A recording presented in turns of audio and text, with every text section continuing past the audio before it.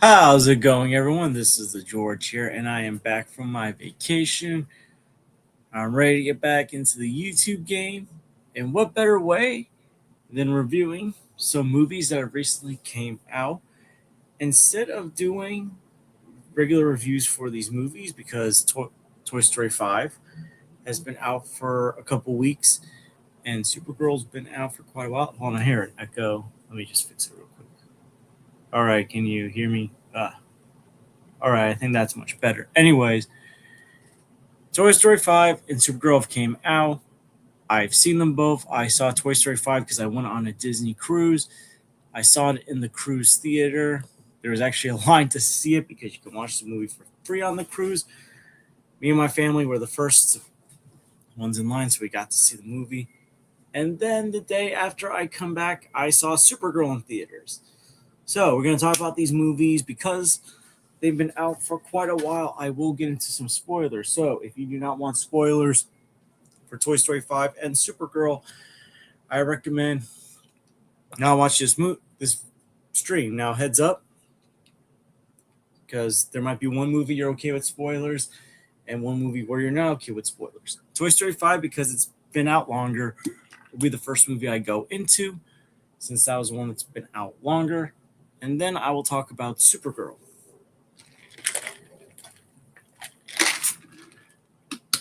And so we're going to get into spoilers of these movies. If there's any questions you have about things in the movies, if there's something you want to address about either movie, feel free to do so in the chat. By the way, please like and subscribe already if you haven't. And you can, if you want, you can share this stream with someone that likes Toy Story and DC. And I feel like with these movies, it's going to be a different kind of talk because there's one movie that I thought was amazing and then another one where I feel like could have been a lot better. So we're going to start with Toy Story 5, which was the movie that I thought was amazing, or at least I thought it was pretty good. Not as good as the first three Toy Story movies, but better than Toy Story 4. But anyways, Toy Story 5 this time is directed by Andrew Stanton. Sorry if I mispronounced that. He is known for directing Finding Nemo, WALL-E, and John Carter. And he also co-wrote the other Toy Story movie. So he's been with Pixar for a while. He's been connected to Toy Story for a while. I didn't even know this until recently. Apparently, he's also the voice of Zurg in the Toy Story movies. So that's pretty neat. But anyways, a couple years after the events of Toy Story 4, Bonnie is still playing with her toys. Jessie is her favorite toy, but she's struggling to make friends. So her parents buy her a lily pad to try to help her connect with other kids. And this lily pad is making some pretty big changes that the toys are not happy with. And now the toys feel threatened because they're hearing that text or technology is causing toys to be forgotten and kids are playing more with technology than toys. And so it's up to Jessie to try to make sure that this lily pad doesn't drive a wedge between her and Bonnie. Woody comes back to help because, Woody will come to help his friends as always, especially toys that feel like they are going to be abandoned. That's the excuse I always make because people will be like, even if they're okay with the Toy Story 5, why is Woody coming back? Because this story was concluded. If his friends feel like they're going to be abandoned, he's going to help them. He helps abandon toys now. And there was obviously in the movie, again, this is a spoiler, in the movie, he thought he heard Jessie say she needs a deputy, and that was Woody's way of coming in to help. But even still, I think Woody would have came in even if that miscommunication on the walkie didn't happen, because Woody's new mission is to help lost toys find new kids. And of course, if his friends feel like they're going to be abandoned or are in danger of being abandoned and forgotten, he's going to do all he can to help. So with Toy Story 5, even though I said it was amazing before it came out, before the trailers, I was questioning why this movie was necessary because, for a while since Toy Story 3 came out, we felt Toy Story 3 was the perfect ending. Andy goes off to college, he passes his toys onto a girl who has a creative imagination, and the toys have a new home. And yeah, you had the shorts coming out afterwards for 4 years, which I thought was fine and dandy. But then they wanted to do another one because they felt like they still had a story to tell, and that story was Woody being reunited with not Bonnie, Bo Peep.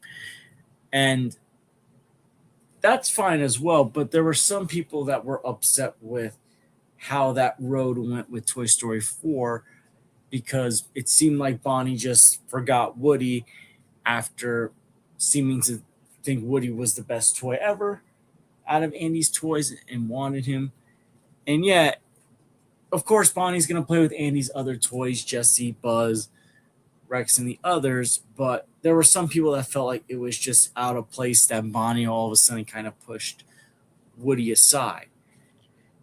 And then, of course, there are some people that weren't quite thrilled that Woody, who seems to always be loyal to his toys, to his friends, and to his kids, whether it's Andy or Bonnie, decides to stay with Bo Peep.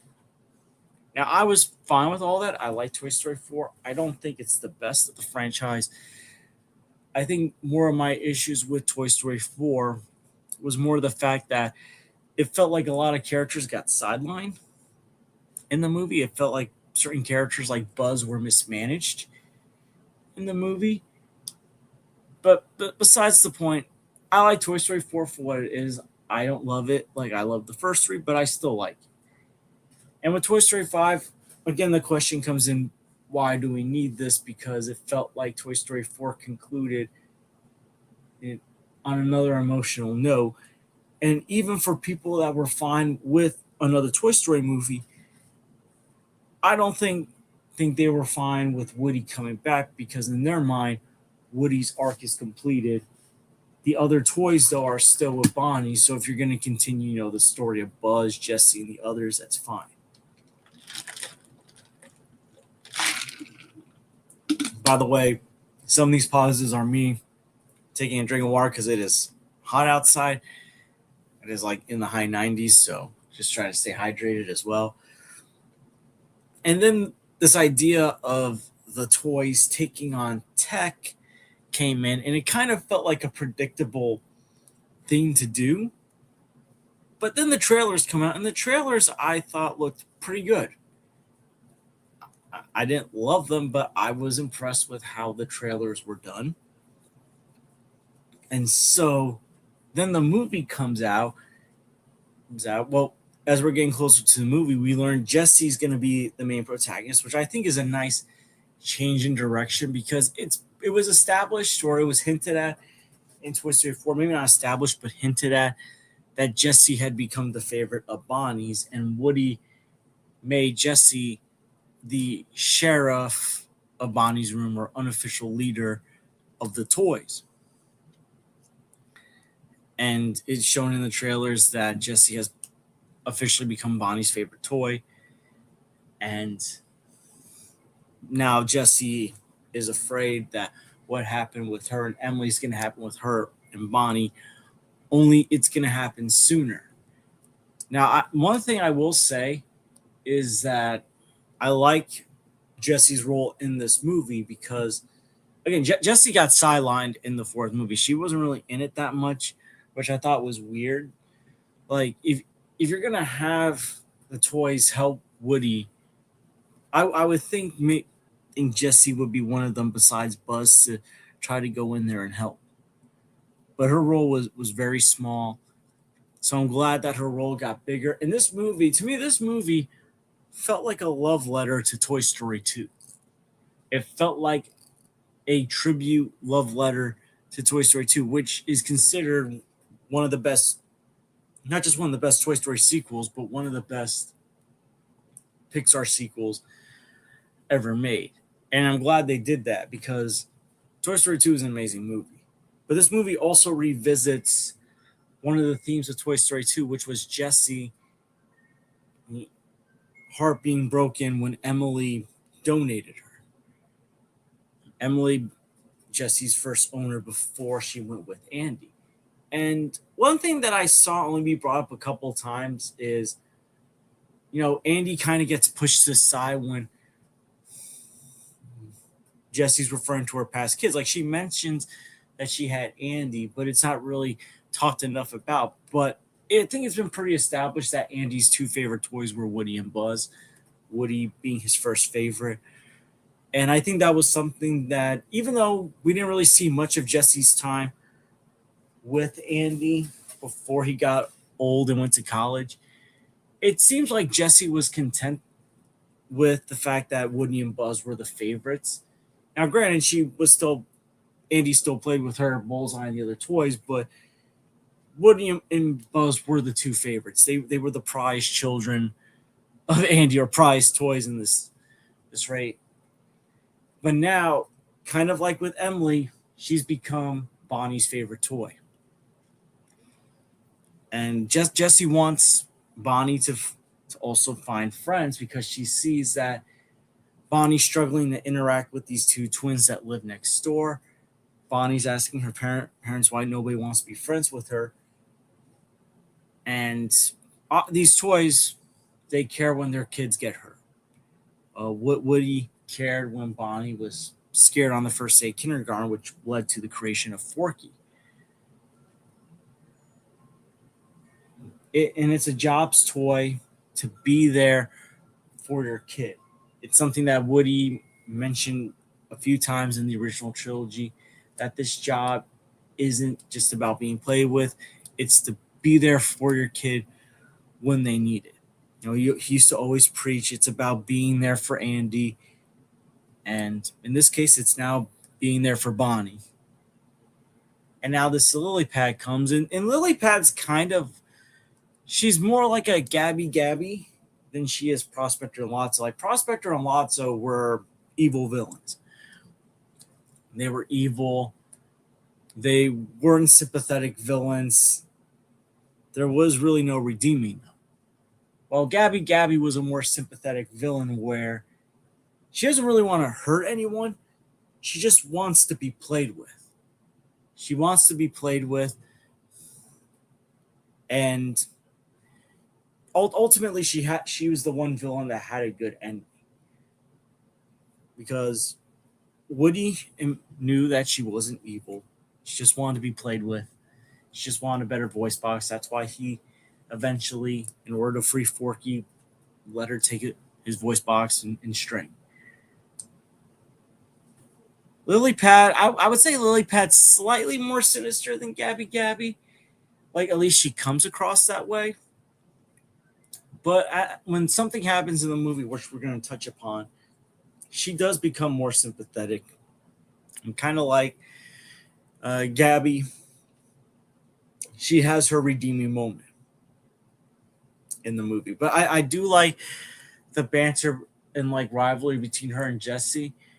I wouldn't compare it to like the Woody and Buzz from the first Toy Story, because Buzz was so oblivious to being a toy. He had no idea he was a toy. He thought he was a real space ranger.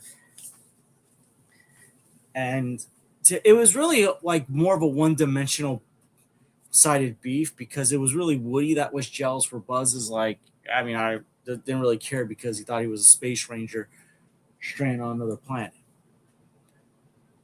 Here, Lily Pad's kind of aware, and she's being competitive because she thinks she can help Bonnie make friends quicker, and she does like use social media and the chat groups to make that reach, but it's not the traditional way of making friends. It's more like send friend requests and someone accepts it kind of thing.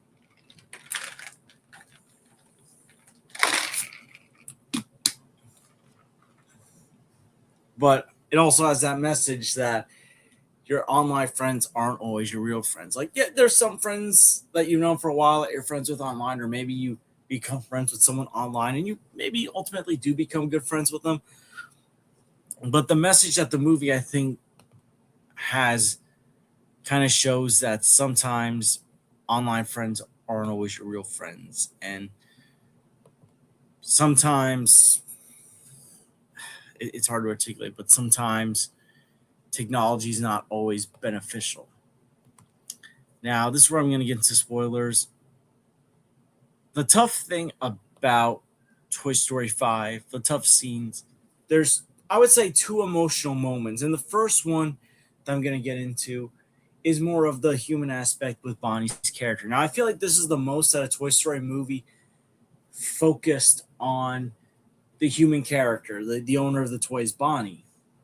Because Bonnie's struggling to make friends. She now becomes addicted to this lily pad. And she thinks she's got friends with these girls from her dance class through the lily pad. But these girls from her dance class, they're continuously on their lily pads. And they also frown down upon playing with toys. They make fun of Bonnie playing with toys. Which, some people might wonder, well, 8-year-olds still play with toys. There's still 9 to 11-year-olds that play with toys. And yeah, that's true. But also in this age of technology, there are some kids that will grow out of toys quicker than others. And it seems like that's what these girls are. And then Bonnie goes on a sleepover with these girls, and the sleepover doesn't go well.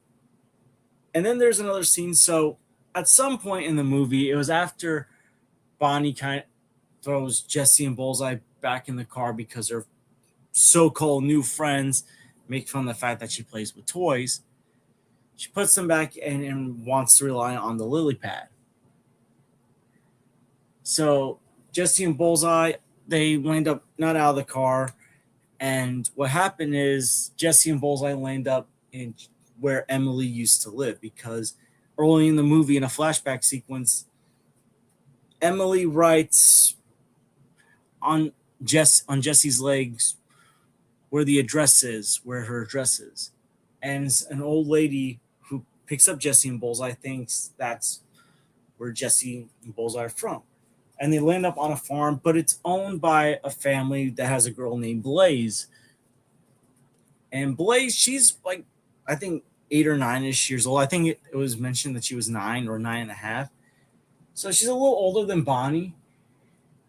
And while she does have technology, she also has toys. And she, like Bonnie, has a creative, fun imagination. And she's not afraid to play with toys. She's got a big collection of horses. She has a fun imagination, which I'll say the imagination play sequences that happen in this movie. There's one that happens at the beginning where Forky and Knifey, I think her name is are getting married, and something happens where the maid of honor gets poisoned. Rex. It's like Bonnie's imagination. It's like, I guess, similar to the Toy Story 3 sequence where we see Andy's imagination, where Woody, Buzz, and Jessie are stopping a train heist, and evil Dr. Porkchop is trying to stop them and take over. So we see Bonnie's, and I like the animation style that they go with. And Blaze has another sequence with that where Jessie's the spy and Bullseye is this villain, like in the Secret Agent movie. Funny sequence, some really funny sequences. It also involves the new toy that's voiced by Conan O'Brien, who's also a tech toy. His name is Smarty Pants. He's a toilet training toy who helps Jessie. And at first, Jessie doesn't trust him all that much, because to her, he's no different from Lilypad. But he does help her, and basically we learn that even tech toys can be forgotten as well, because they are there for certain stages of a kid's life.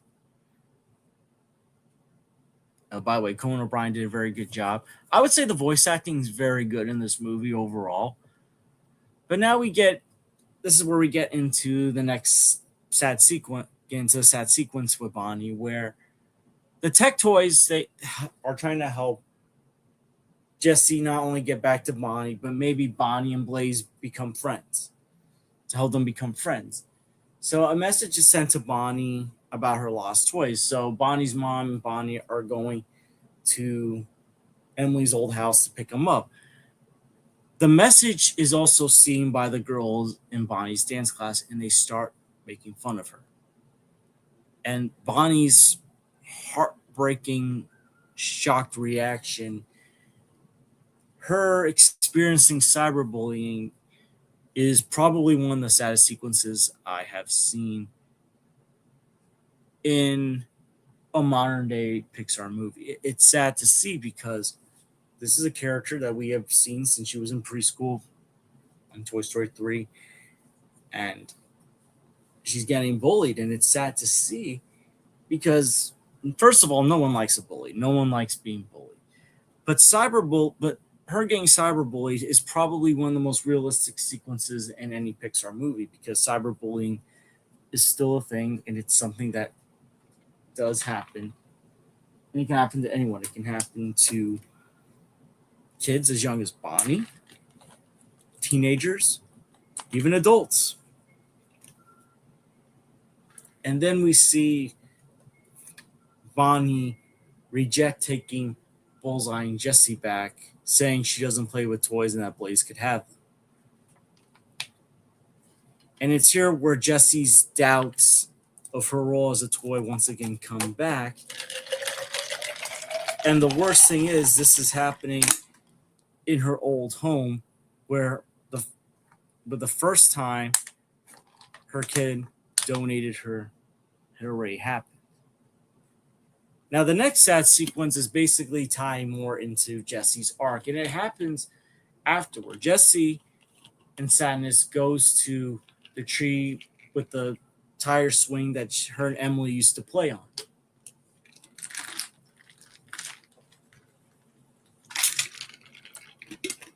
They go there, and Jessie sees carved on the tree, Jessie was here. Jessie doesn't remember that ever happening during her time with Emily. And Bullseye starts to dig this big horse that is on the farm, and digs it up, and it's a time capsule. And in it, it's shown that Emily became a mom, and she named her daughter Jessie. And I think this is where everything goes full circle for Jessie, where she realizes that even though Emily gave her away, Emily never forgot about her, and the impact Jessie had on her life was so significant that she named her own daughter after her favorite toy. And I think that's where Jessie finally realizes and has that healing process with Emily. And I think this is where her character arc that had begun back in 1999 feels like it comes to that rightful conclusion. And I think it also finally, this movie puts to rest that fan theory that Andy's mom was Emily this whole time. I don't know if people remember that. There was a fan theory that Andy's mom was Emily this whole time, but that's not the case. We know it's not her now. Now there's a weird theory out there that Jessie, not Jessie the cowgirl, Jessie, Emily's daughter, maybe she was Andy's mom. That theory is not true. People just want to make stuff up. They just want to connect everything. But that was another big emotional moment of the movie. Now, despite all these emotional moments, Toy Story 5 still has a lot of humor. There's still a lot of funny moments, and it comes more so with Buzz, whose arc is he wants to tell Jessie how he feels. And there's also 100 Buzz Lightyears that I don't know if they got shipwrecked on an island, and they're trying to reach Star Command. They think the star is Star Command, so they get off the island. They're trying to find it. They're going on their quest. Some hilarious moments with the Buzz Lightyears happen until they eventually find Buzz and Woody. And we'll get more into Woody soon, but this is where another love letter moment to Toy Story 2 happens, where Buzz tells them that Zurg is their dad, which I think was a big middle finger to the Lightyear movie that bombed, that got mixed reviews, because in that movie, Zurg was not Buzz Lightyear. He was Buzz Lightyear. He wasn't Buzz Lightyear's dad. And then there's a post-credit scene where Zurg comes is taking out someone's bag and the Buzz Lightyears go off, because these are Buzz Lightyears that are more tech related, and it kind of shows that even toys can be tech themed and used properly. These are buzzes that fly with style. Really cool stuff, actually.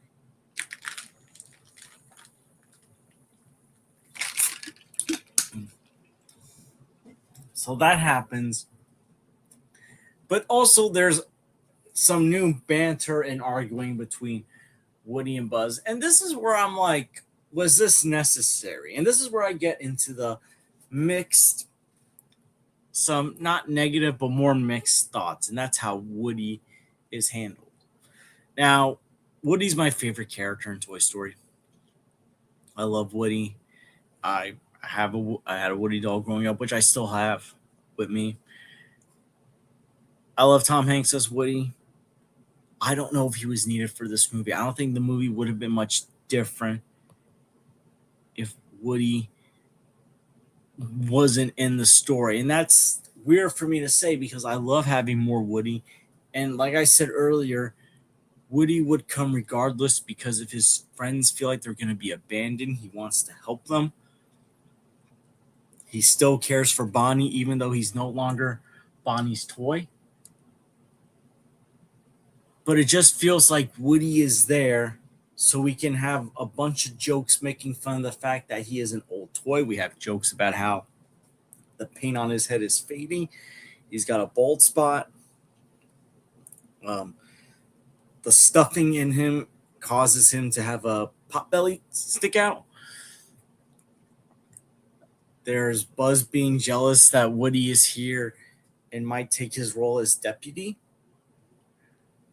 which I feel like even though Buzz was handled better in this movie, I think the best version of Buzz Lightyear that we saw was still in Toy Stories 2 and 3, where he takes a bigger leadership role and he's not questioning everything. And look, I get it. Buzz has had comedic moments in those movies. He's had hilarious moments. But it just feels like 2 and 3 are still the best versions. I think he's better handled in this movie than he was in Toy Story 4, though. And look, I'm not saying Woody was completely useless. Woody did help.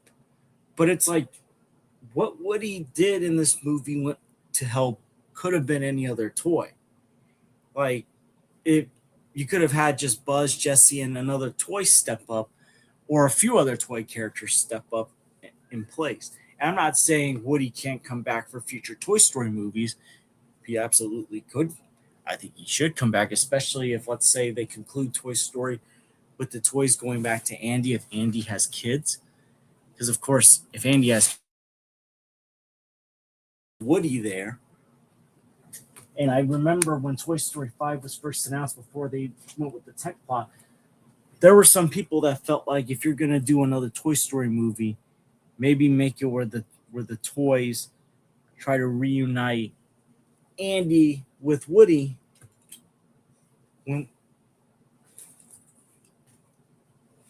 Now,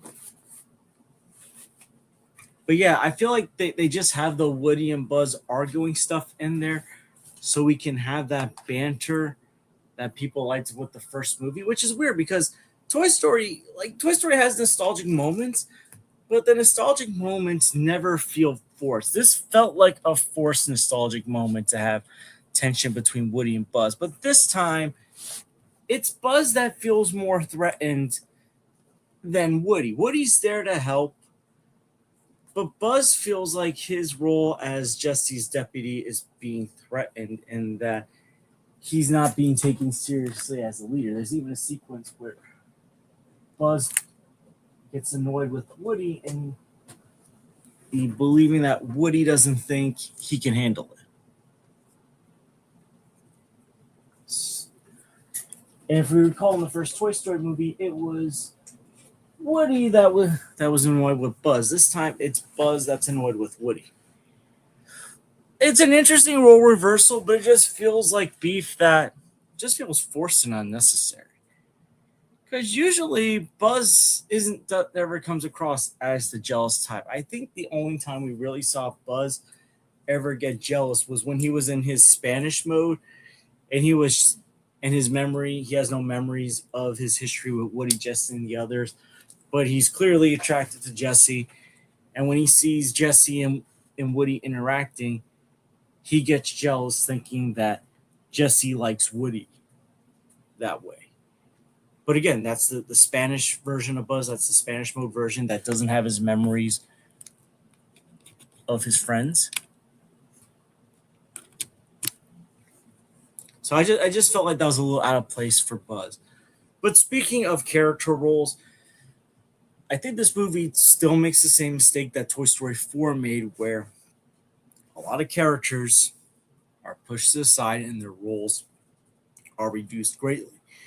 Now, Jesse's role is bigger in this one. Same with Bullseye, because Bullseye's with Jesse for a large portion of this movie.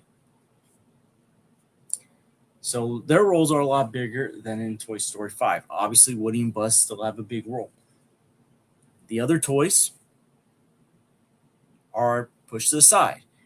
And I see a lot of people are upset that it feels like characters like Ham, Slinky, the Potato Heads, Rex, and the Green Aliens are being forgotten. Now they're still in the movie. They have, a few lines, but for the most part, they're kind of just there in the background, adding commentary, kind of just put in the box and put in the garage. And I get it. Some of these characters, like some of their voice actors, are no longer around. The original voice actor for Slinky is gone. Don Rickles, who voiced Potato Head, passed away almost 10 years ago. But you also recasted these characters, so you would think if you're recasting them because you have some kind of role for them. But they really just aren't really that big in the movie. And you know what? I can maybe accept Andy's toys not having that big role because at least the first three movies, they have big roles. But then it's like, well, what about Molly's toys? The ones that have been there before Andy gave his toys away to Bonnie. Dolly, Prickle Pants, Trixie. I would think in a movie where the fear of their kid forgetting them, being more focused on Lily Pad, they would at least be the toys that would be alongside Jesse trying to help make sure that they don't lose Bonnie. But they really aren't there. Like the only notable thing is that Bonnie drew glasses on Dolly's face. So now Dolly's got glasses caused by marker. But even Forky, who is in the movie, but even Forky has a reduced role in this movie. He really is there only in the beginning and a little bit in the middle when Woody comes back. But yeah, even Forky's role got reduced. Bo Peep is barely in the movie, just there when Woody's saving a lost toy and to help to drop Woody off and to take Woody back with the toys, trying to look for lost toys. Ducky and Bunny have no lines at all. Duke Kaboom has a few lines. And look, I get it. The abandoned toys that Woody's been hanging out with were probably going to have small roles if they were even going to have roles. But it just feels like a lot of toys got pushed to the side. And it's like they learned their lesson with Jesse and Bullseye, but they haven't learned their lesson with the other toys. And it's a little sad to see, but it doesn't hurt the movie. The movie's still well animated. I still like the plot. And I see some people are kind of annoyed that the movie kind of takes a middle of the ground approach on the whole should kids have technology? Is technology good or bad debate? But here's the thing. They show the positives and the negatives. Because let's be real here. It would be so predictable if the movie was all about how technology is bad and technology needs to go down kind of thing.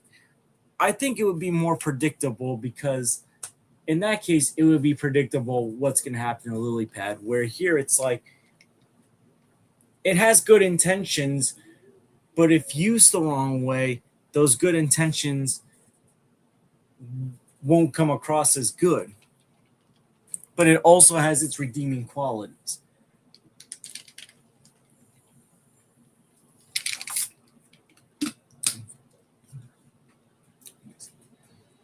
But I do think the movie, I think its strongest message is how cyberbullying does impact kids and how heartbreaking it is. Randy Newman does the score for the movie. The score is done well. Um, they've really come a long way with animation.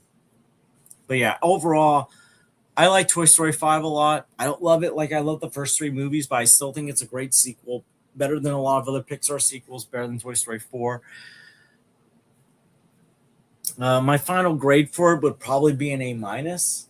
I do recommend you check it out if you haven't seen it. The movie's making a lot of money at the box office, which is always a great thing to see.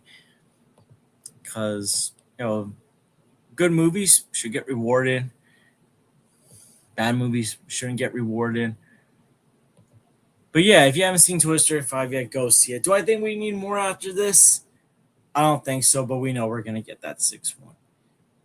Andrew Stanton, the director, I think someone hinted that if there's going to be a sixth Toy Story movie, that would be the conclusion of Bonnie's trilogy.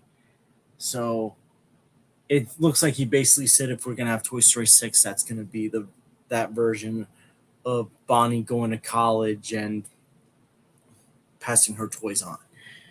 Uh, I know a lot of people hope it would be Andy, giving them back to Andy, and Andy giving them to his kids.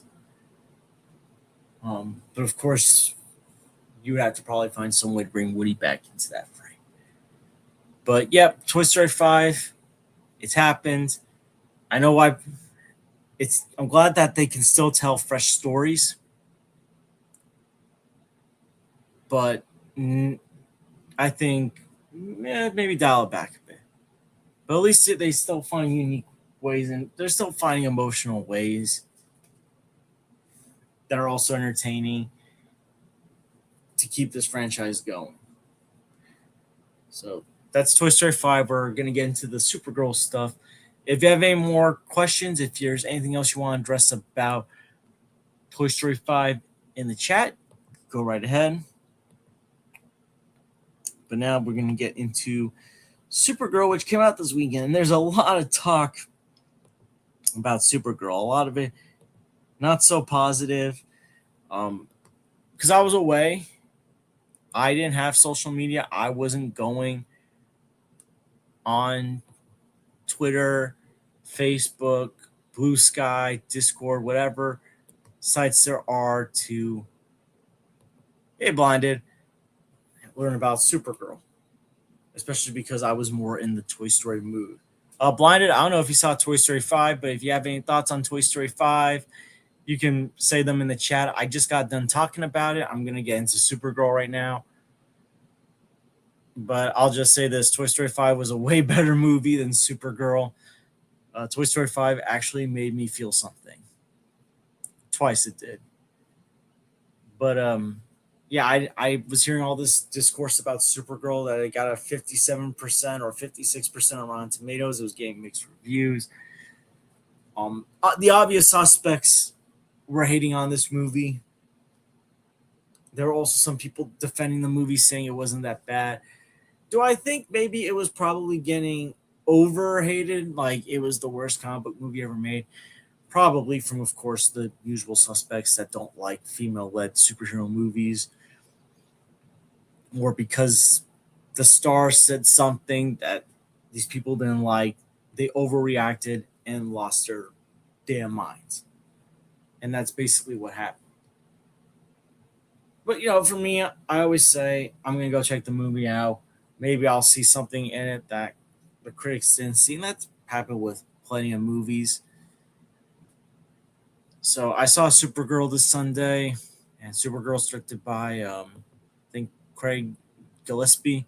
Sorry if I mispronounced that last name. Starring Millie Alcock, Jason Momoa, Eve Ridley, and David Cornsweet as Superman appears. And this is basically Supergirl going on a quest to get the cure from this horrible villain that feels like he belongs in a Guardians of the Galaxy movie or a Mad Max movie.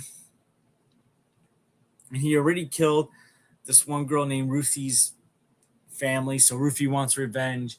Ruthie accompanies Supergirl on her quest to try to get the cure. And we have our space adventure. And do I think this movie is as bad as the critics were making it seem like it was? No, I've seen a lot worse comic book movies, not just from DC, but from Marvel.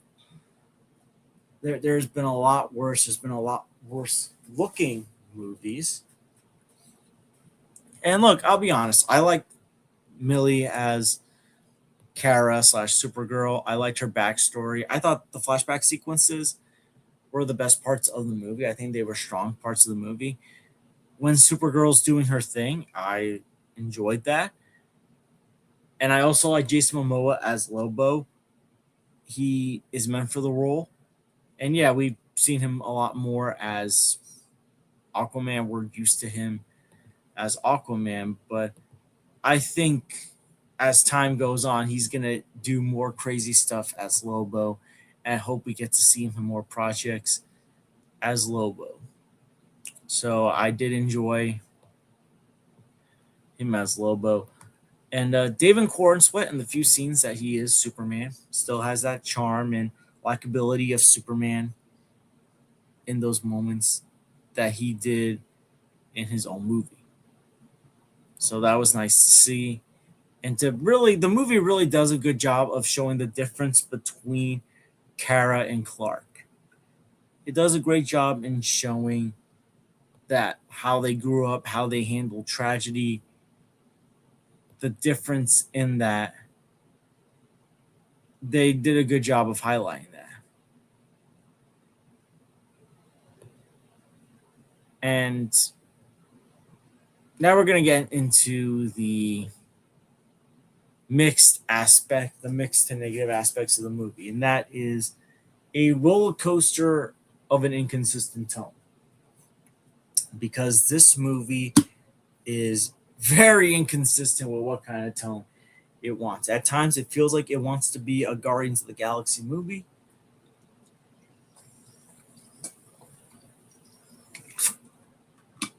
At times, it feels like it wants to be a Mad Max movie taking place in space.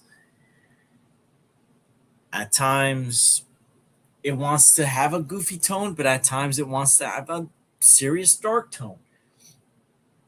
And at times, it's hard to take the movie seriously when it wants to be serious. Take the villain, for example. Now, the movie does a good job of making you, the audience, hate the villain. The villain does some really crappy stuff. He kills a family. He poisons crypto. We learn that he traffics young girls. He is a horrible person. So it is easy to hate this villain and hope that Supergirl or someone really gives it to him at the end, which, he does get what's coming to him at the end. Supergirl does kill him. Spoiler, but I did say there's going to be spoilers in this stream. What this movie does do a good job with, though, in that is it really struggles with making you want to root for the character Ruthie in this movie. It's easy to root for Supergirl, but Ruthie, it's just hard to. In fact, there's a lot of scenes in this movie that are hard to get through because of the character Ruthie. And I'm not going to blame Eve Ridley for that, because it's not her fault that she got a cringe script and got bad dialogue. I think she got too much dialogue, actually. But it's like a similar situation where, if the dialogue was run better, maybe the actor could have done a better job. Kind of like the Star Wars prequel movies. And look, she's not Jake Lloyd. She gave a better performance than Jake Lloyd did as Anakin Skywalker, but sometimes it just came across as wooden and annoying. You can tell Supergirl was also annoyed by her as well in this movie. She's like walking chaos, this character.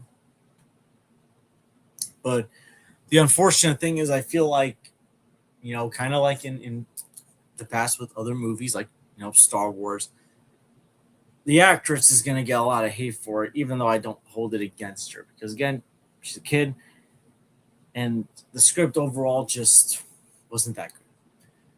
Wasn't terrible, but I think the script was at its strongest when someone like Lobo was giving dialogue out. But speaking of this villain, the villain just feels like, despite all the horrible stuff he is doing, he wants to be funny. They want to make the villain funny, but he really isn't. They want to make him feel like a Guardians of the Galaxy villain. But if he's gonna, but the closest to a villain that he is from Guardians of the Galaxy is basically just a more horrible version of Taserface, but he lacks the humor that Taserface brought.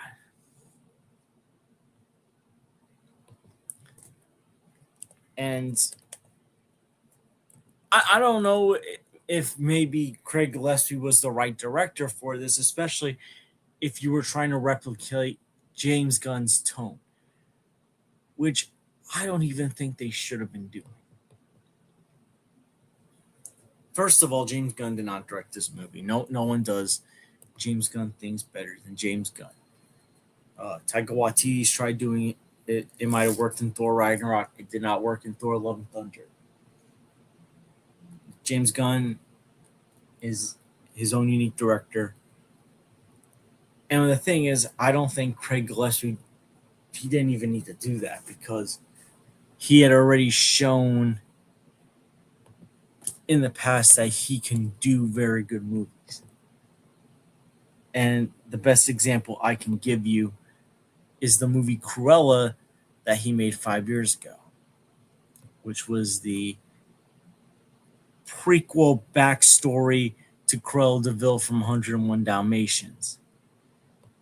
He also, before that, directed I, Tanya, the movie about Tanya Harding,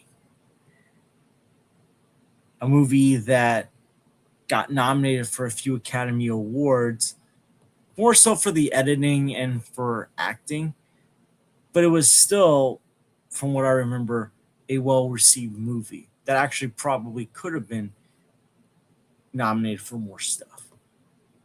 And you're telling me that someone who has made very good movies in the past, in fact, these are very good movies made in the last 10 years, and this is the best that this director can give us. And I think what makes it even worse is the fact that James Gunn stated that he thought the script for Supergirl was incredible. This was not an incredible script. It wasn't the worst script, but it was far from incredible. And I think this is where James Gunn is going to get criticism. Now, again, he did not direct this movie. In fact, the first three things that Gunn did with this universe, Creature Commandos, Superman, Peacemaker Season 2, they were all well received. A lot of fans liked them. So do I. But James Gunn is also the president of DC Films. He is the one that will greenlight what he feels is good enough to go into production.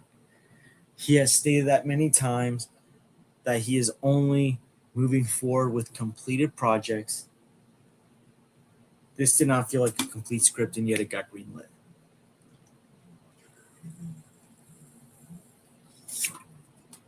Now, I don't know if they fast forward it with it as quick as they did because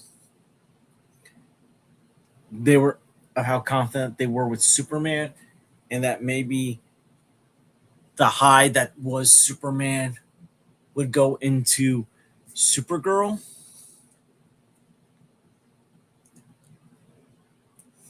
but it clearly did not. And this was not a good litmus test for the first non directed James Gunn movie or project. Green Now Lanterns and Clayface, I feel like, has a lot more pressure on having to deliver because of that. Now, is that fair to those projects? No, I do think Lanterns will be good. The first teaser trailer for Clayface I thought was incredible, and I'm still looking forward to Man of Tomorrow. Now, to me, this doesn't mean that the DCU is in trouble. Superman still did well. Superman was still a great movie. Peacemaker season 2 was great. Creature Commandos was great. There is some promising stuff, but I do think there are gonna have to be some honest discussions and meetings to be held with DC on what post Man of Tomorrow is going to look like. And there's rumors that maybe Wonder Woman can get fast tracked. This was said by John Campea. I don't know how true it is. I don't trust John Campea. But maybe they could cast the DCU Batman sooner than later. I don't know about that. I could see it maybe happening because now they might want to get Batman in for a reshoot for Clayface to get people more excited so more people can see Clayface. Now, Clayface's budget is a lot smaller than Supergirl. Supergirl has, I think, an $175 million budget. I'm going to look up the Clayface budget real quick.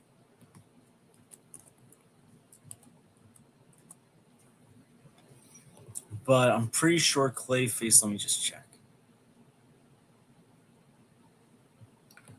Clayface has a budget of $40 million. Clayface is coming out in an October where there's really nothing big coming out. It's a horror movie that's going to come out a week before Halloween. I'm not saying it's going to make a lot of money, but I think it's going to probably do better than I think expected. And it's not going to be expected to make a ton of money. Oh, here's Aaron. Hey, Aaron. What's up? What's up, guy? George. I Just know I'm in the middle of talking about Supergirl, oh my god, I talked about this so much. before I talk more about it, I was also talking about Toy Story 5. Did you see Toy Story 5? Yep, I saw Toy Story 5. Do you have any thoughts on that? Yeah, I mean, I like Toy Story 5 a lot. I grew up with Toy Story. I was very young when I saw the first Toy Story. I'm older than you, but so I'm older than you, but I know you love the Toy Story franchise. But I saw like the first one in the theaters like in the mid '90s, so I grew up with it for like 20, almost 30 years. It's almost been 30 years, right? Like 31 years. It's gonna be 31 years this yeah, November. so I grew up with it. So I love Toy Story. And even the weakest Toy Stories I liked. Okay, Yes. Toy Story 5 was really really good because it's a representative of what the world is going through real life, the technology, and how technology has really affected the world, how people are mostly on their devices instead of going out, making friends, being we're sociable on our on we're being sociable on streaming or on YouTube, things like that, but we're not outside going to going to the basketball court or just going to the movies or something. We're not like that, right? Like how technology is kind of taken over in that Yeah. sense, especially for the younger generation. Especially for the younger generation. That's what I found most important about the movie. It's the theme of the movie, and I felt they capitalized on the theme of the movie perfectly. Yeah, like I saw someone on Twitter say like the movie had a weak talk of like a weak point about like the whole technology thing. I was like, I don't think it had a weak point No, because I think what the person wanted, they wanted a message that technology is evil, technology is bad. But it's like the movie, I think, had a good middle ground on it, because the thing is, technology is here to stay. It's not going to go. Technology is not a bad thing. I mean, technology has helped in society. I mean, medical advances, things like that. I mean, technology is what it's used for. It's people. It's people, not technology itself. It's people. Yeah, it's the way you use the technology. Yeah. Because here's the thing, they showed the good in it where it helped Bonnie connect with that girl Blaze, Yep. but it also showed the bad side, which to me, this was the hardest scene for me to get through. Not because it was a bad scene, but because Yeah. of how badly I felt for Bonnie, and that's the cyberbullying scene, which to me is No, the most realistic I scene in any Toy Story movie. I understand, like, oh, people are on their phones a lot, but a mobile phone is actually, there's good and bad. Mobile phone, if you need an emergency happening, you don't have to go to a payphone anymore. Yeah, Right? If you need maps to locate to go somewhere, if you don't know where you're going for destination, you need a map, phone, right? Like, it's a double-edged sword.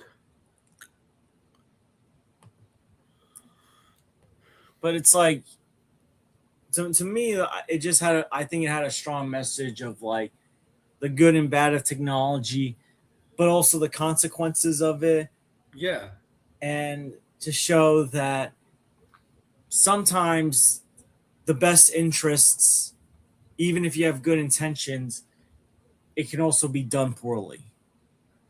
Yeah. Because Lily Pad, like, I like that they presented Lily Pad as not a bad not a bad guy or girl because she's a female, but someone who, yeah, has Bonnie's best interests at heart, but did it the wrong way Yeah. Yeah. because she picked the wrong friends She for cared. Bonnie. She Like, she cared. cared, but she also picked the wrong friends for Bonnie. Yeah. Like, I'm sorry, to me, it was those girls that were bullying Bonnie that were the real villains of the movie. Yeah. Like, Like, first of all, I'm sorry. You're 8 years old and you're making fun of other 8-year-olds playing with toys. Like, yeah, I'll tell you one thing. There's a lot of 8-year-olds who still play with toys. there are 9 to 11-year-olds that still play with Yeah. toys. Yeah. There's even 12-year-olds that still play with toys. Yeah. Like, It's, they're like, I'm I think there's some teenagers that still play with toys. They just don't say it. there's still adults who play with toys. I mean, you see the action Exactly. figures. Like, I mean, even adults that don't play with toys, they still buy toys. yeah, exactly. Like, like, You just like, go like as a collector. we're guilty of that. Yeah, exactly. So it's like you making fun of someone your age Hey, playing hey, with let me toys. tell you something. This is not. I mean, you can consider it a toy, but it's a Pokemon. There's still adults that play Pokemon. Pokemon. Yeah, like, here's the thing: there's adults that still play video games.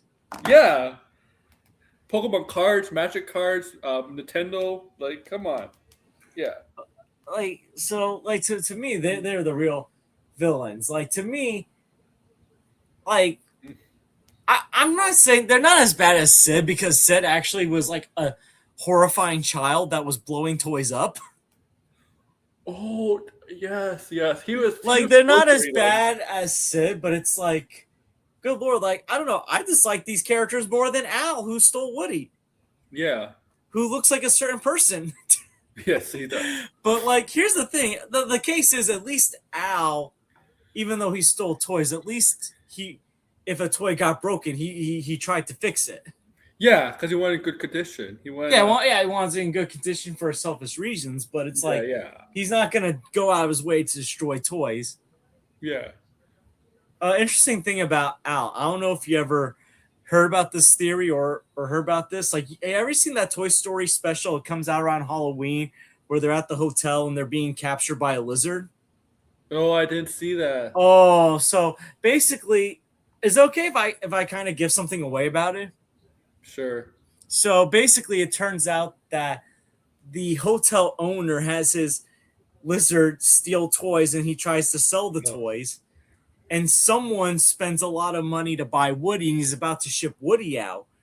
Mhm. Someone said that if you look closely, if you zoom in, the person that did it, they're pretty sure it's Al that's trying to buy Woody again.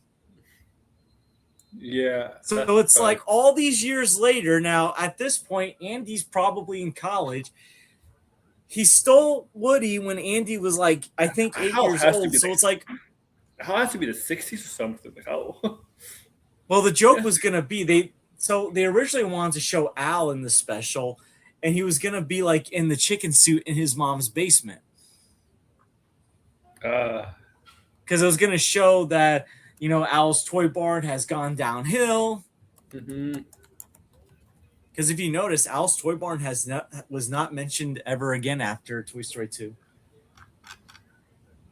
Yes, that's true. That's true. So, but no, so they were gonna have that in there because in the special, someone spends a ton of money to get Woody. So it's like there's only one person that I know that's crazy enough to spend a ton of money on a Sheriff Woody doll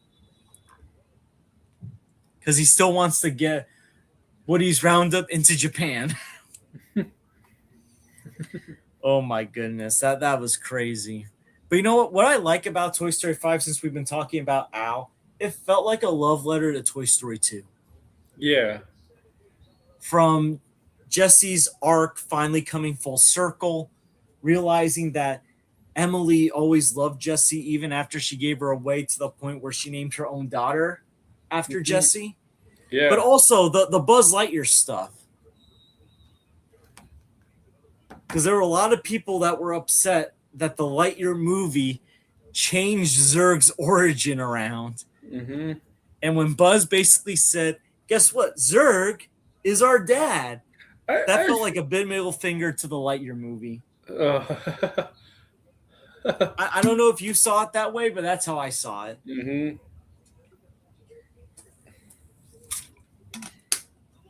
But no, I liked that.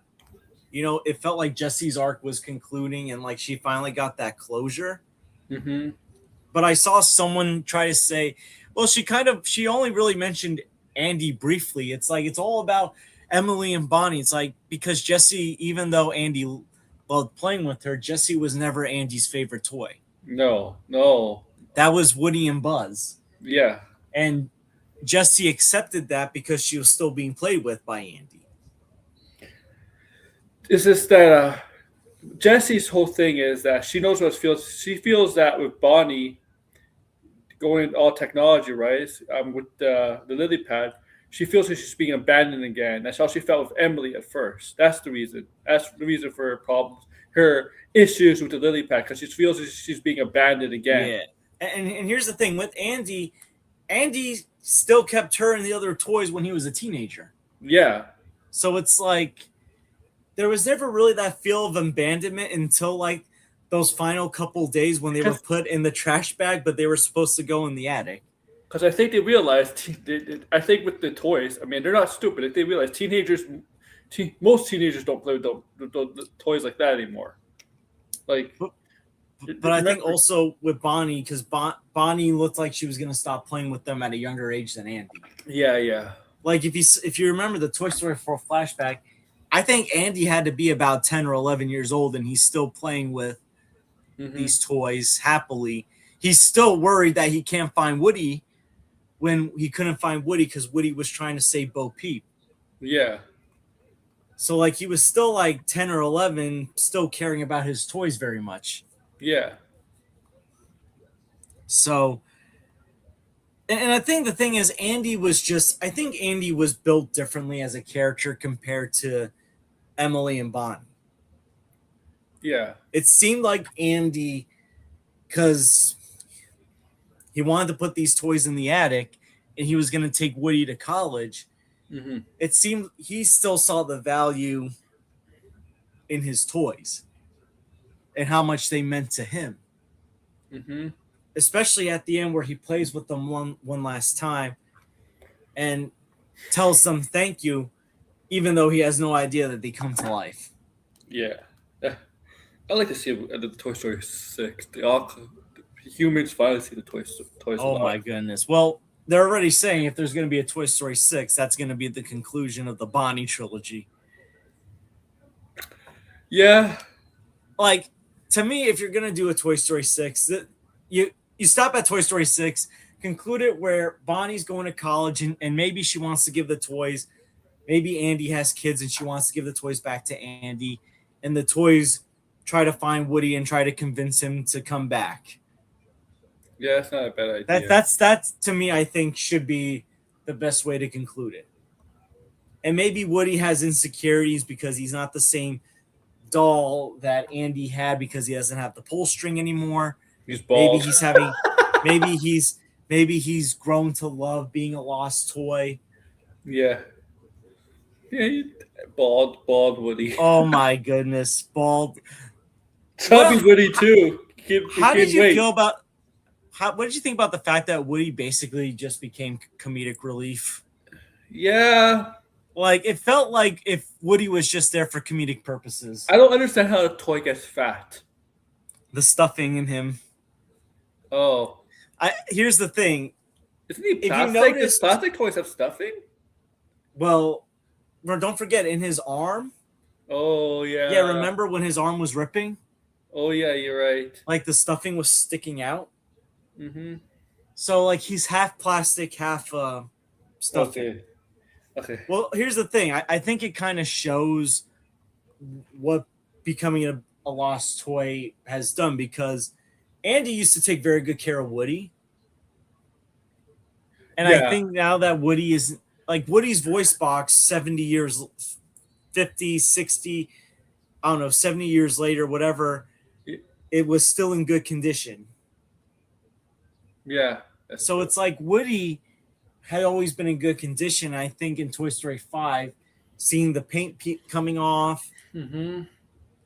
it's That clear explains the that, baldness. yeah, basically he became an old man joke. Yeah, that's true. Like the buzz is going, this old man? But Which is funny because what Tom Jesse Hanks, isn't Jesse just as old? I guess it's just because Jesse hasn't been outside with well, yeah, I mean, Jesse's been probably in better condition because yeah. Yeah. after Emily, she was in Al's collection.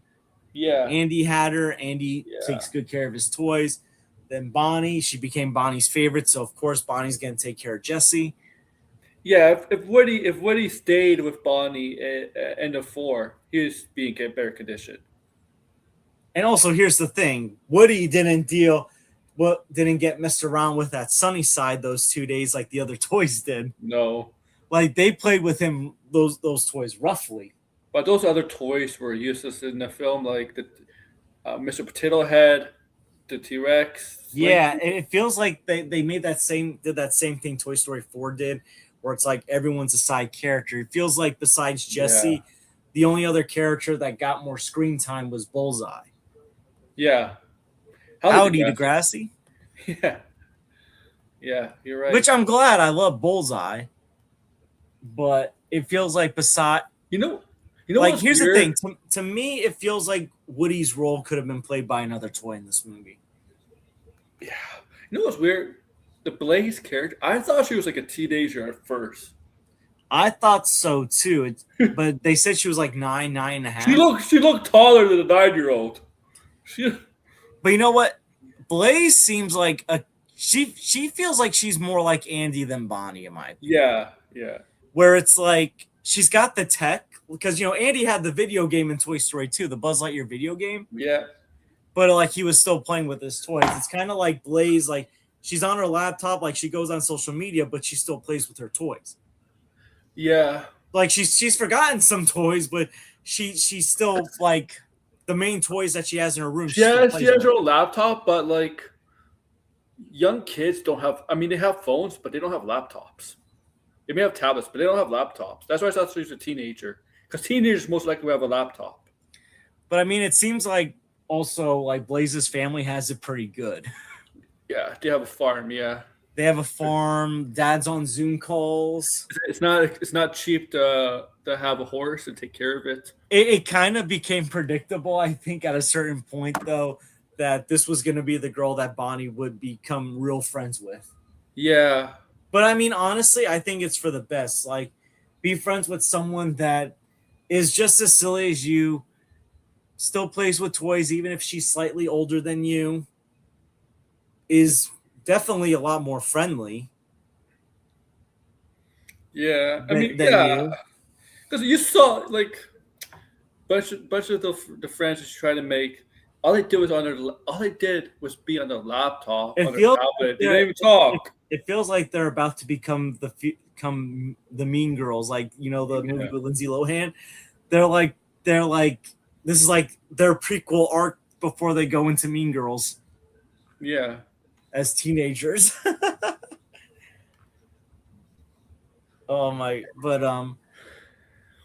and I will say while I like Buzz's arc of trying to want to reveal it, just see how he feels. I still think the best version of Buzz Lightyear was in Toy Story 2 and 3. yeah. Here Like that, he was hot for hot for. he was he was like He was sit. simping for her. Yeah, he was. Like Yeah, I mean, there were a few hints that of it in Toy Story 2 and Toy Story 3. Like obviously the wings coming out when Jesse opened the yeah. door It's for fun. Buster.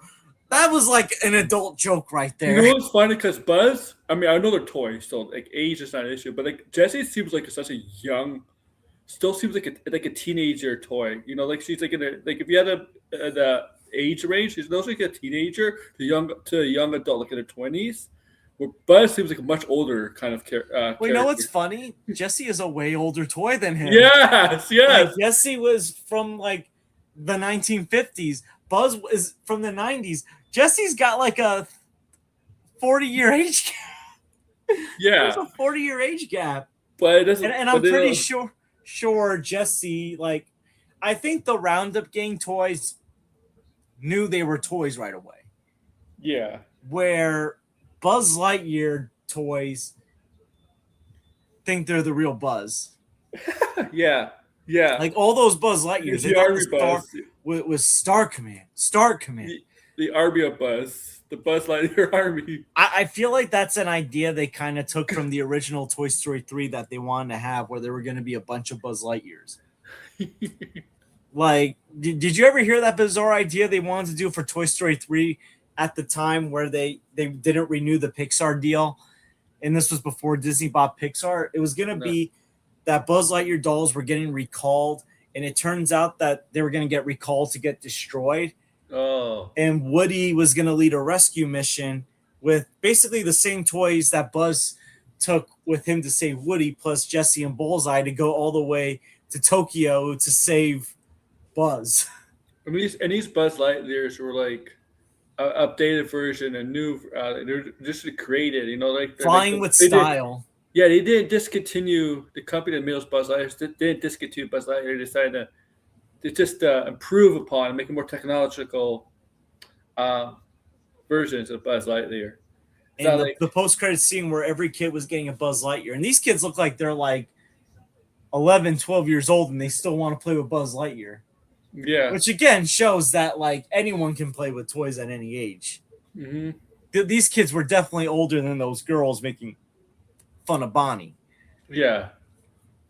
And then did you see like the teacher kind of snuck a Buzz Lightyear in? And then they took out the enhanced Zerk figure.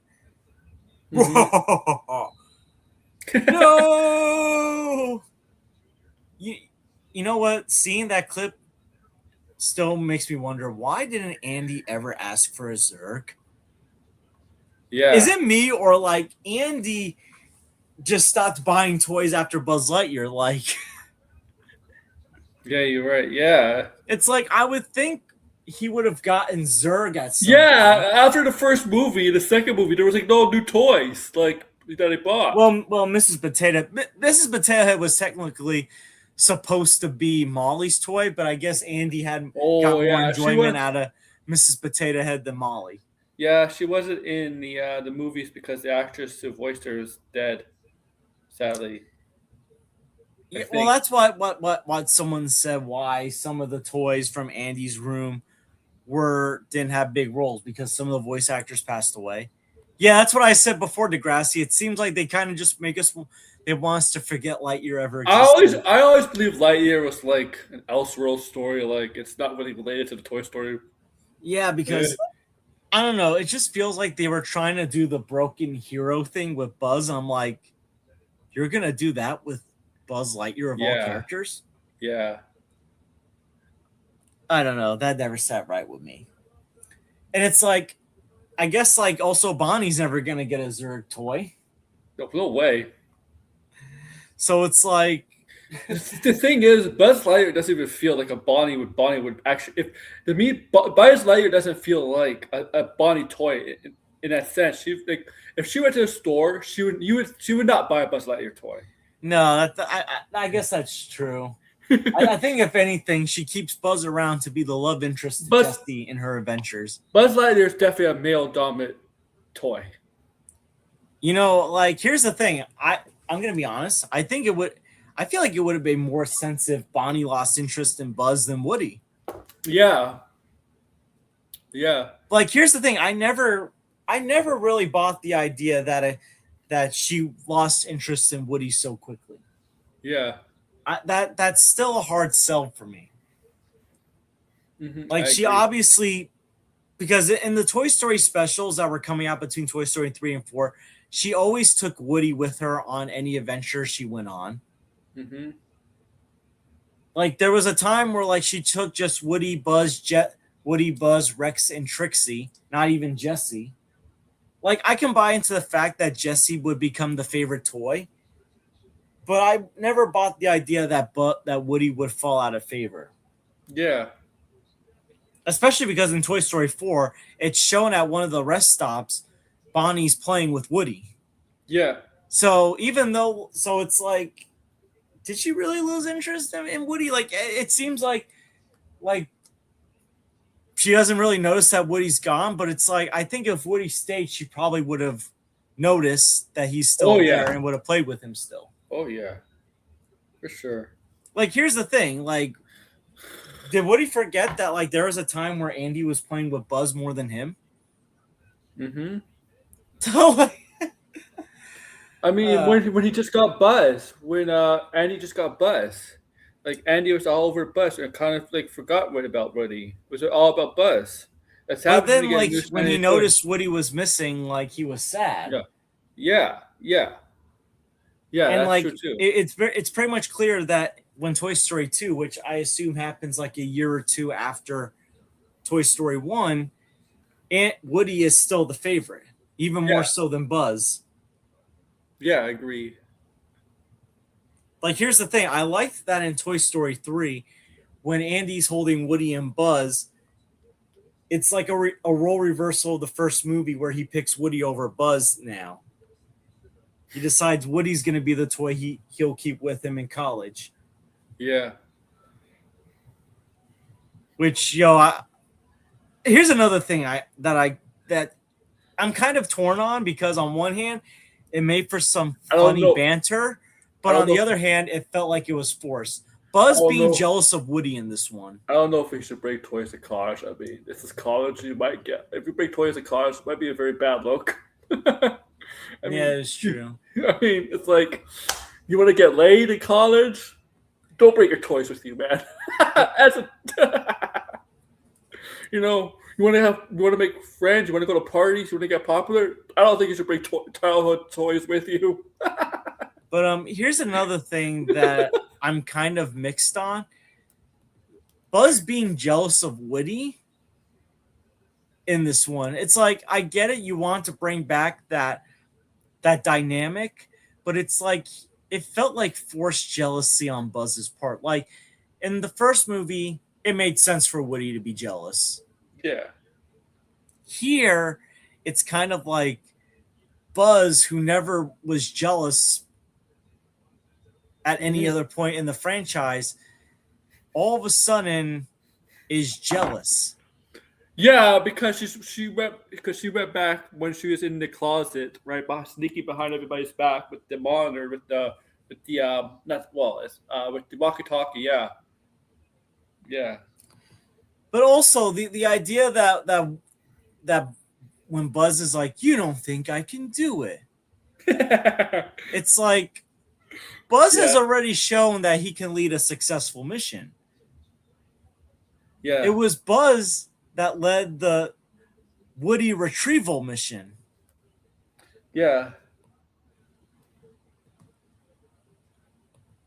And then him going, "Nice poncho." It's Mm-hmm. like, I don't know. That kind of felt a little forced to me. Mm-hmm. Yeah, that's possible. Yeah. Uh, And by the way, after that, that's where the sad scene of Bonnie realizing that those girls are bullying her happened. yeah. Yeah. But no, Toy Story 5, I thought it was great. I think Yeah. it's better than Toy Story 4 in my opinion. Yeah. I agree. I agree. I No, think it's fair nothing's for I don't think any Toy Story movie is going to top the first 3, him. No. but I think this was a good like continuation. I feel like the Toy Story movies, I feel like they always know how to keep telling the story Mm-hmm. and never feel like they run out of ideas. Yeah. But They those make are us. They what this movie did. I know. I know. You're talking about another movie, right? Yeah. What this movie did is made us feel for the characters, unlike the other movie you talked about earlier. oh god, Supergirl. Okay. Yeah, this is a good time to transition. So I was talking about Supergirl. Believe Um me, I talked about Supergirl a lot since I saw the movie. I I haven't, because I'm still catching up on stuff. What are your thoughts on Supergirl? Because Oh my I god. got it's a mixed bag for me. Oh my god.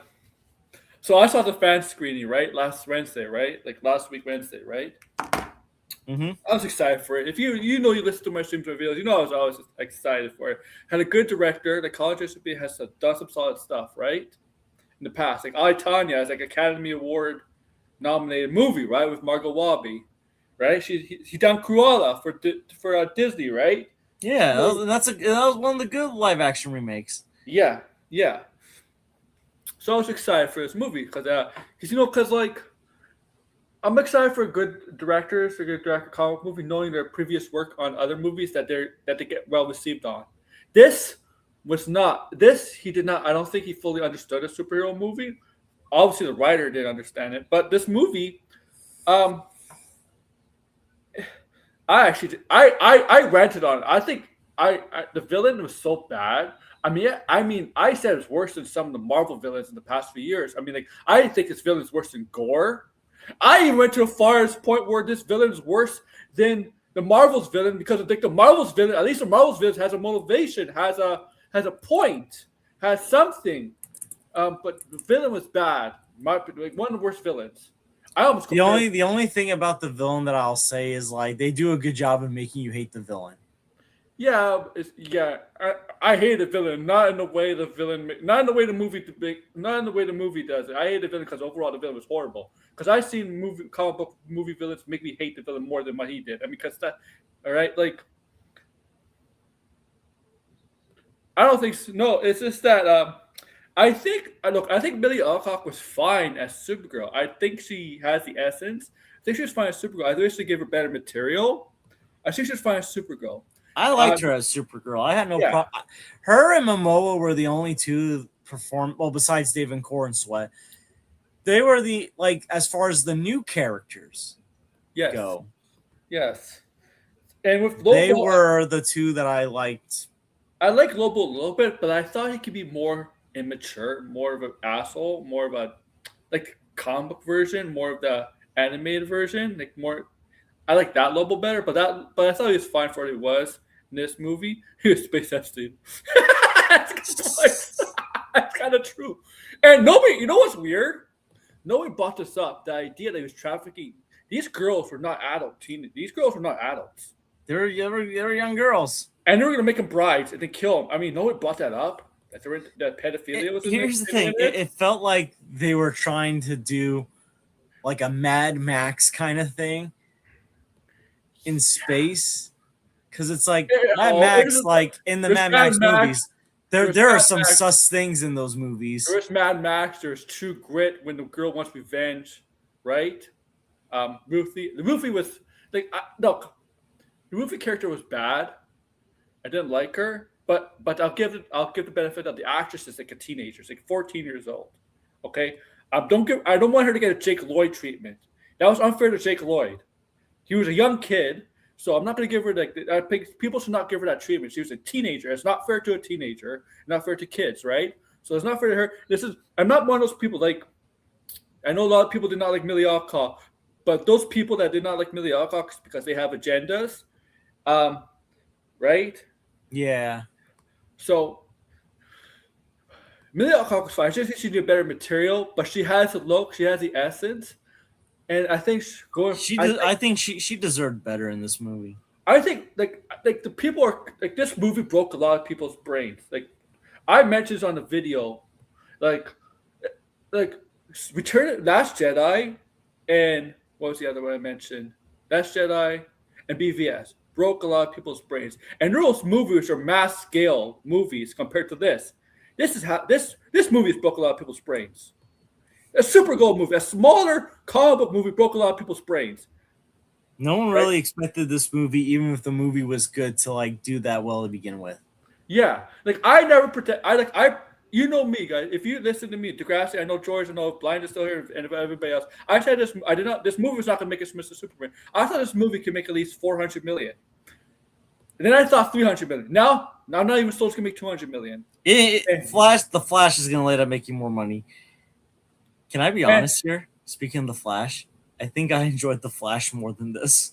I'm surprised this movie's making less than Shazam. Supergirl's a lot more popular character than Shazam. Supergirl's more well known than Shazam. Yeah, like here's the thing. Shazam was a good movie. The first There one. was. Degrassi's right. There was an organized hate campaign against this movie. There was. I agree. Look, I'm going to be honest. I think I prefer the Flash over this movie because here's the thing: the Flash, for its faults, I think was more enjoyable. And you have the Michael Keaton Batman stuff to make up for it. Oh, it's just that the Flash, the Flash had the same problem as this movie. The villain was bad. Yeah, but I feel like this was just more enjoyable. Like there's some enjoyable moments in here, but the thing is, there's also some cringe moments where it's like 1 minute you're trying to be like James Gunn with Guardians of the Galaxy, and then the next minute you're being like you're trying to do Mad Max. And I'm not talking about Movie Madness and Entertainment Max. I'm talking about like Mel Gibson, Tom Hardy Max. Like you're trying to replicate George Miller's style in space.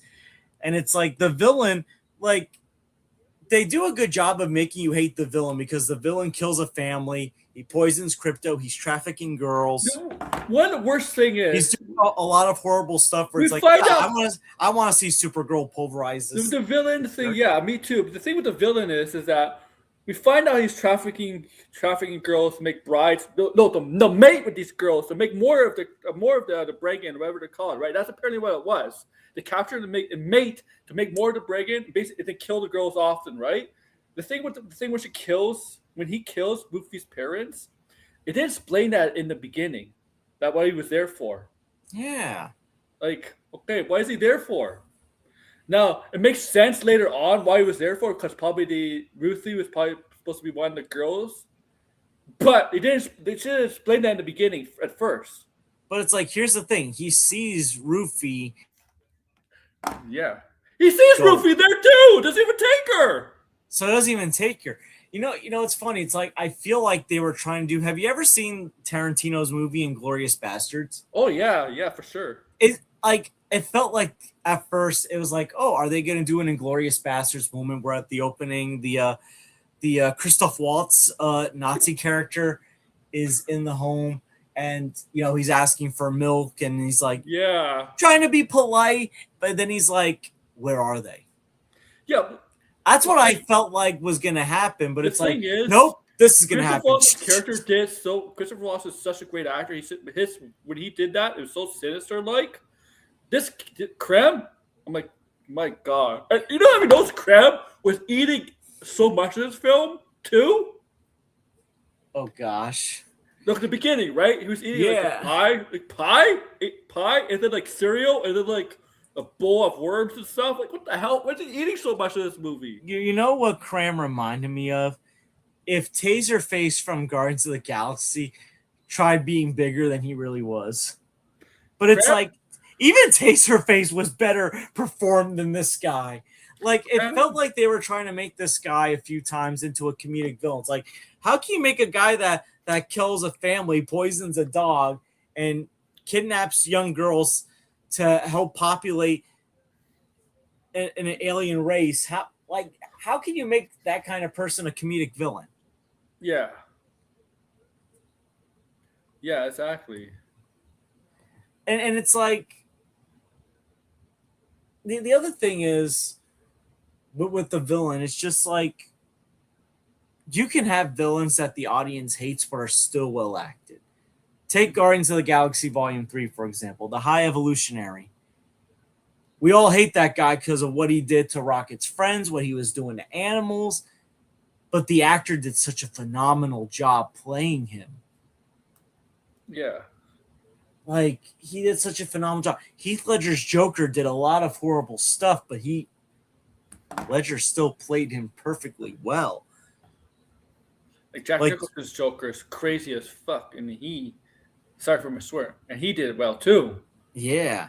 And in this version, killed Bruce Wayne's parents. Yeah. Yo, I think Ronan the Accuser was better than this guy. Yeah, I did too. All the Guardian villains were better than this guy. Let's be frank. Ego, High Oh, Evolutionary. Ego was like finally finding out the truth about Ego. What he does. Oh my god. Oh my god. Like Kurt Russell's character. Oh. So it's like the thing is, yeah, you villains we're not supposed to root against them. We're supposed to hate them, but they can still give a great performance. Yeah. That was not what this guy was, and I mentioned it before. The character Rufy got on my nerves so many times during this movie. You think she's supposed to be like True Grit, right? Like Haley Don't be Steinfeld's Frank, be character. George.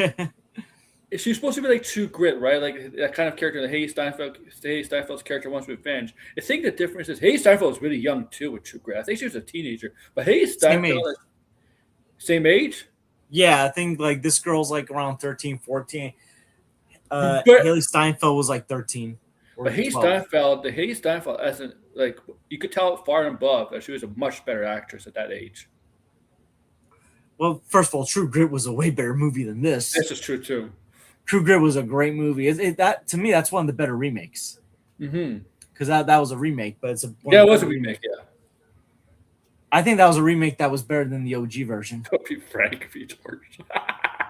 But no, like the thing is, and look, I don't want to like slam the actress because she's still a teenager. And you know Yeah, what? Like, to be fair, a lot of that dialogue just sucked. yeah. And it's not her fault that the script writers The thing decide to is, have her ask 100 annoying questions, the thing be is, chaos walking. she's a teenager. Young actors and actresses can always get better. It's time for improvement, right? Like not Mhm. everybody's at a different stage, right? So there's time for improvement. I mean, yeah, the script and everything else maybe didn't help, but like, still blame her. Like, I mean, yeah, I said, hey, Steinfeld might have been better at that age, but there's different developments. Uh, some But people here's have the thing: different the way development. Rufy was written in here did Yeah, not do justice. yeah, And I exactly. think any teenager that was going to play this character was gonna, with this kind of script, was gonna struggle. Yeah, Kind of like everyone gives Jake Lloyd a lot of crap for playing Anakin Skywalker. To be fair, I think any kid playing young Anakin Skywalker was going to struggle with those lines of dialogue. mm-hmm. I think the thing is just the fact that James Gunn said the script was going to be incredible. Well, sometimes James Gunn is wrong. I I mean, mean, then again, James Gunn said The Flash was one of the best comic book movies he ever saw. yeah, that's true too. I mean, he said that because he was working for them at the time. But it's like, I think, here's the thing. James Gunn, he's not going to watch the stream. He needs to avoid being like Phil Jackson. You if you know what I'm talking, this is what I mean. Phil Jackson was a terrific coach. James Gunn's a terrific Oh yeah, director. yeah, Phil Jackson, as the president of basketball operations for the Knicks, was horrendous. yep. Now, James Gunn is off to a better start than Phil Jackson was because before Supergirl came out, James Gunn had 3 really good projects that were well received, that were making people excited for the DCU: Creature Commandos, Superman, and Peacemaker season 2. And there's another reason why I say people say Supergirl broke people's brains because they think the DCU is dead now. It's over with because of one No, the one it's not. disaster. Yeah, because of one thing that didn't go their way. They didn't expect to be. They didn't expect it to do not this well. Like, come on. If because if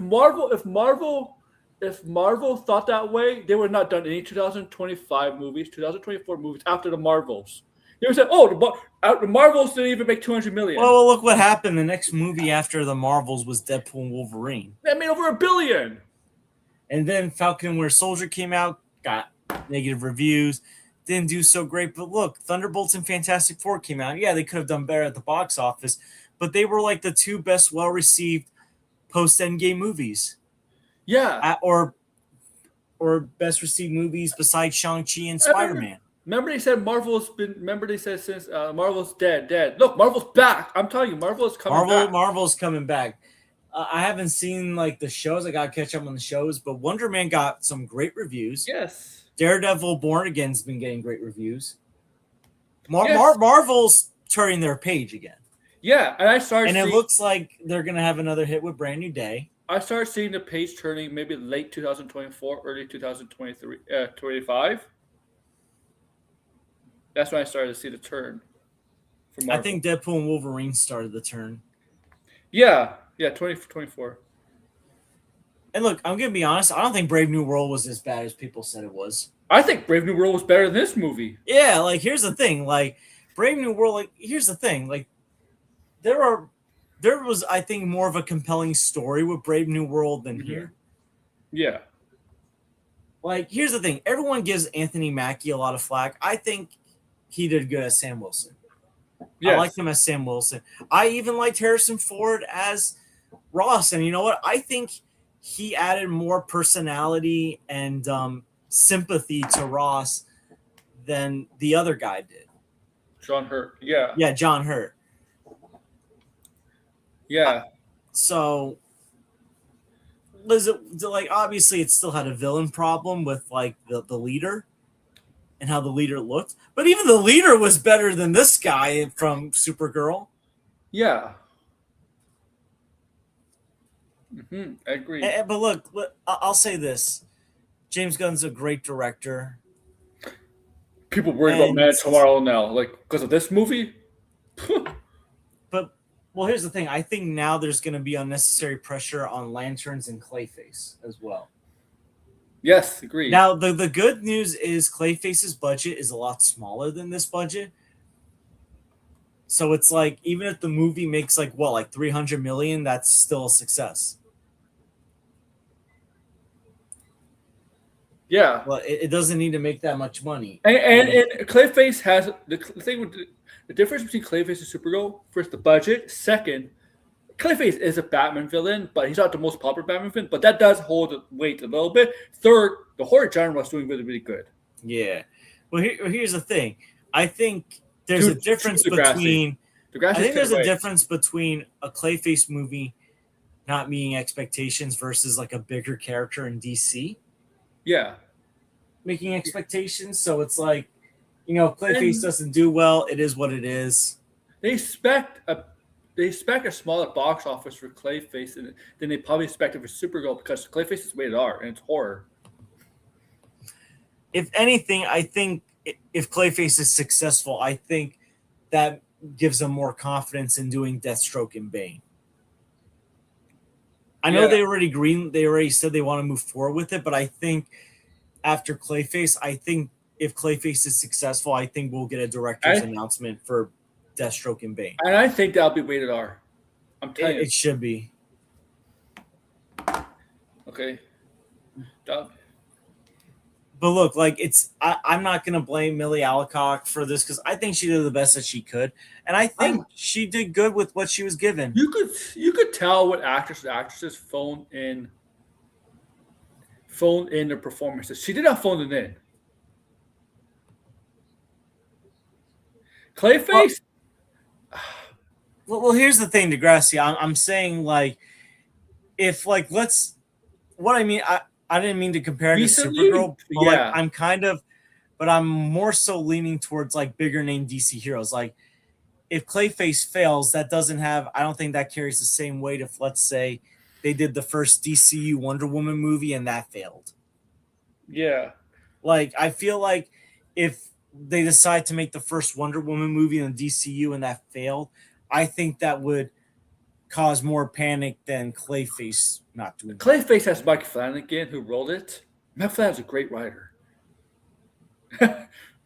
Now That helped. again, maybe James Gunn has big plans for Clayface that we Yeah, don't know about, and that. yeah. But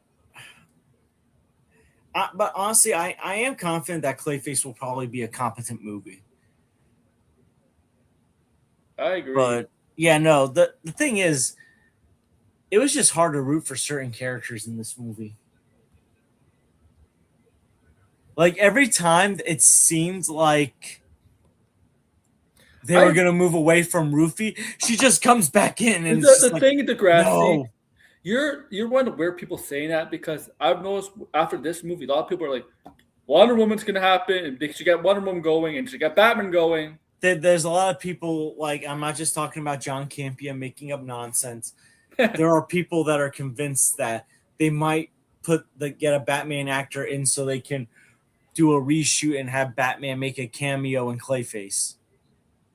But that they have to start reshooting that now because Clayface Yeah, they comes out have in to three start shooting months. that now. But no, it's not just like John Campbell. There are people that think that should happen right now. But it's like Yeah, I well, don't think you I need. always said last year Clayface should. I always said Batman should be in the Clayface movie. I don't think he's needed in the Clayface movie.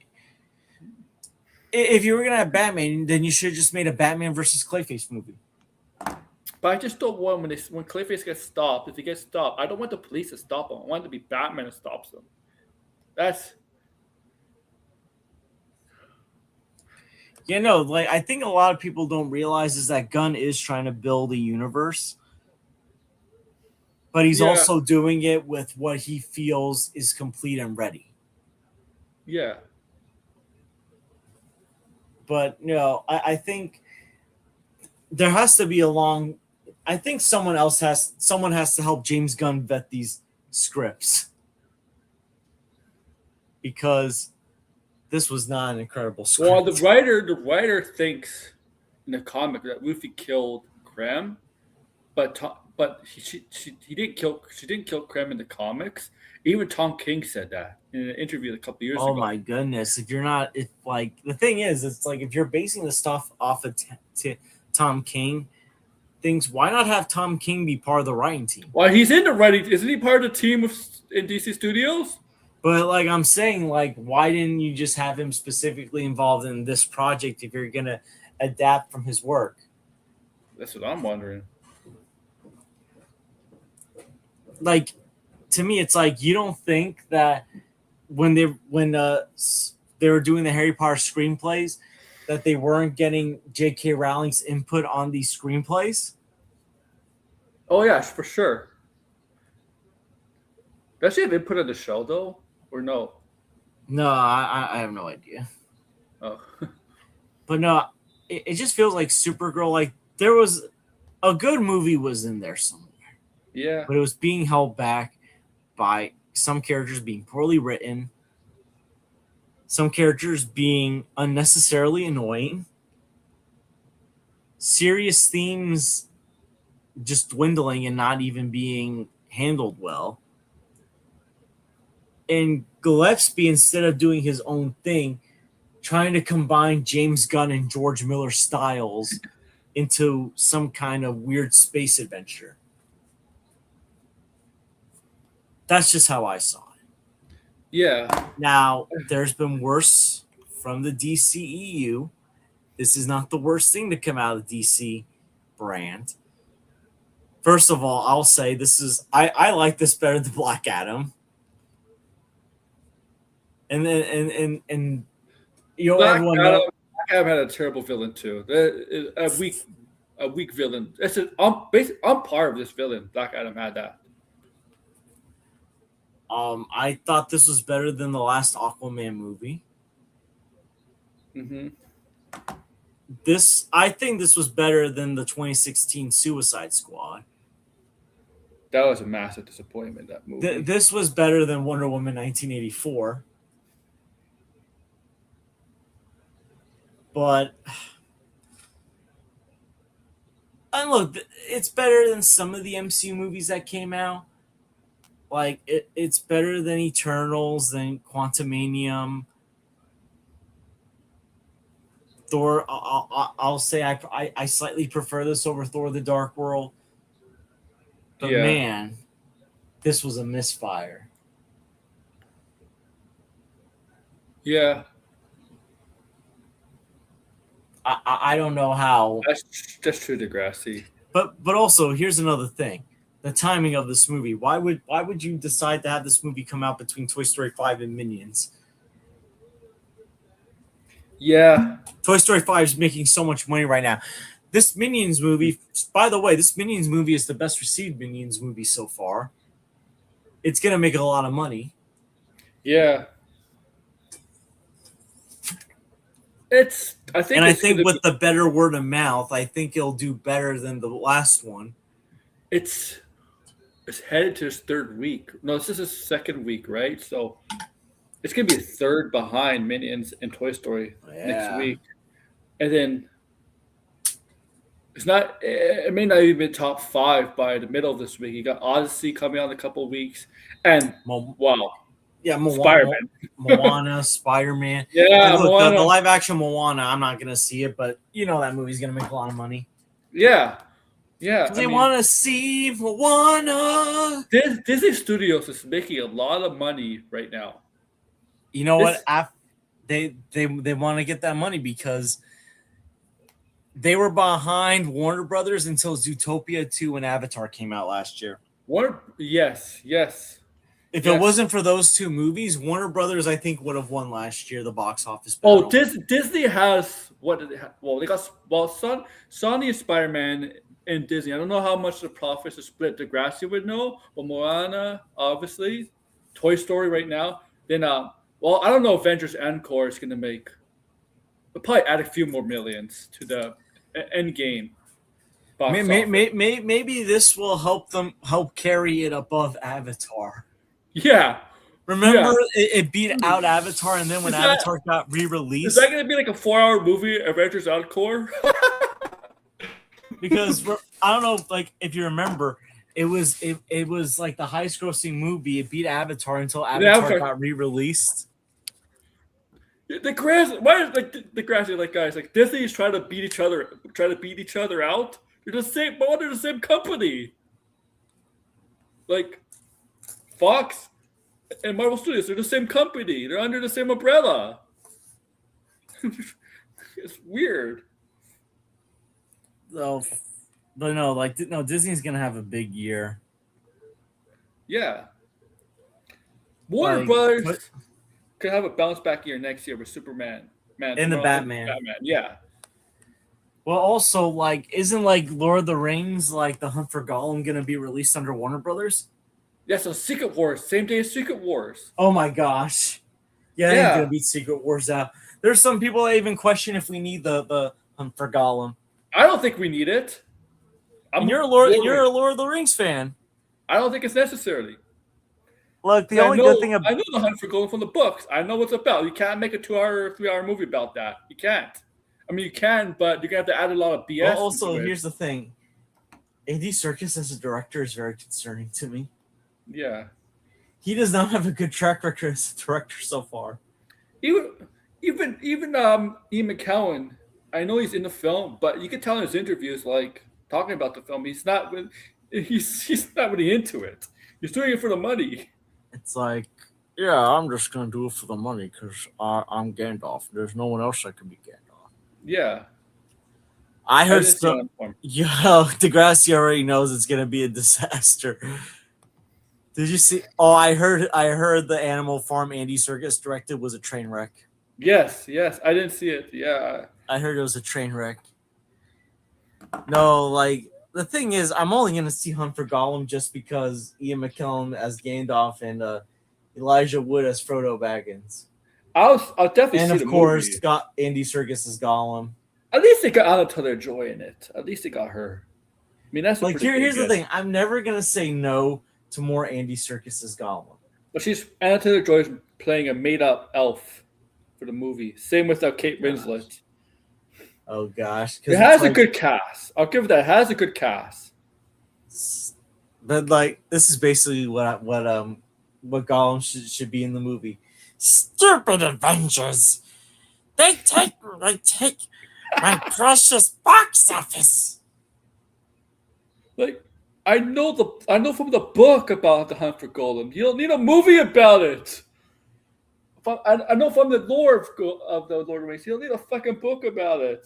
My precious, we're gonna be a You movie star. You see the end in the Lord of the Rings, the Fellowship of the Ring. If you saw the movie, you know the end result of the Hunt for Gold. The forces of Mordor capture him, they torture him, to force him to tell the location of the ring. That's the Hunt for Gold right there. Like, I think it would make if you're gonna make a Gollum movie, it would have made more sense to see how Smeagol like If became the monster that he is. if Amazon has their own series. If Warner Brothers could get to the rights to do some of the stuff of the Second Age, do movies based on the Second Age, not the fucking Third Age that don't necessarily need any movies on.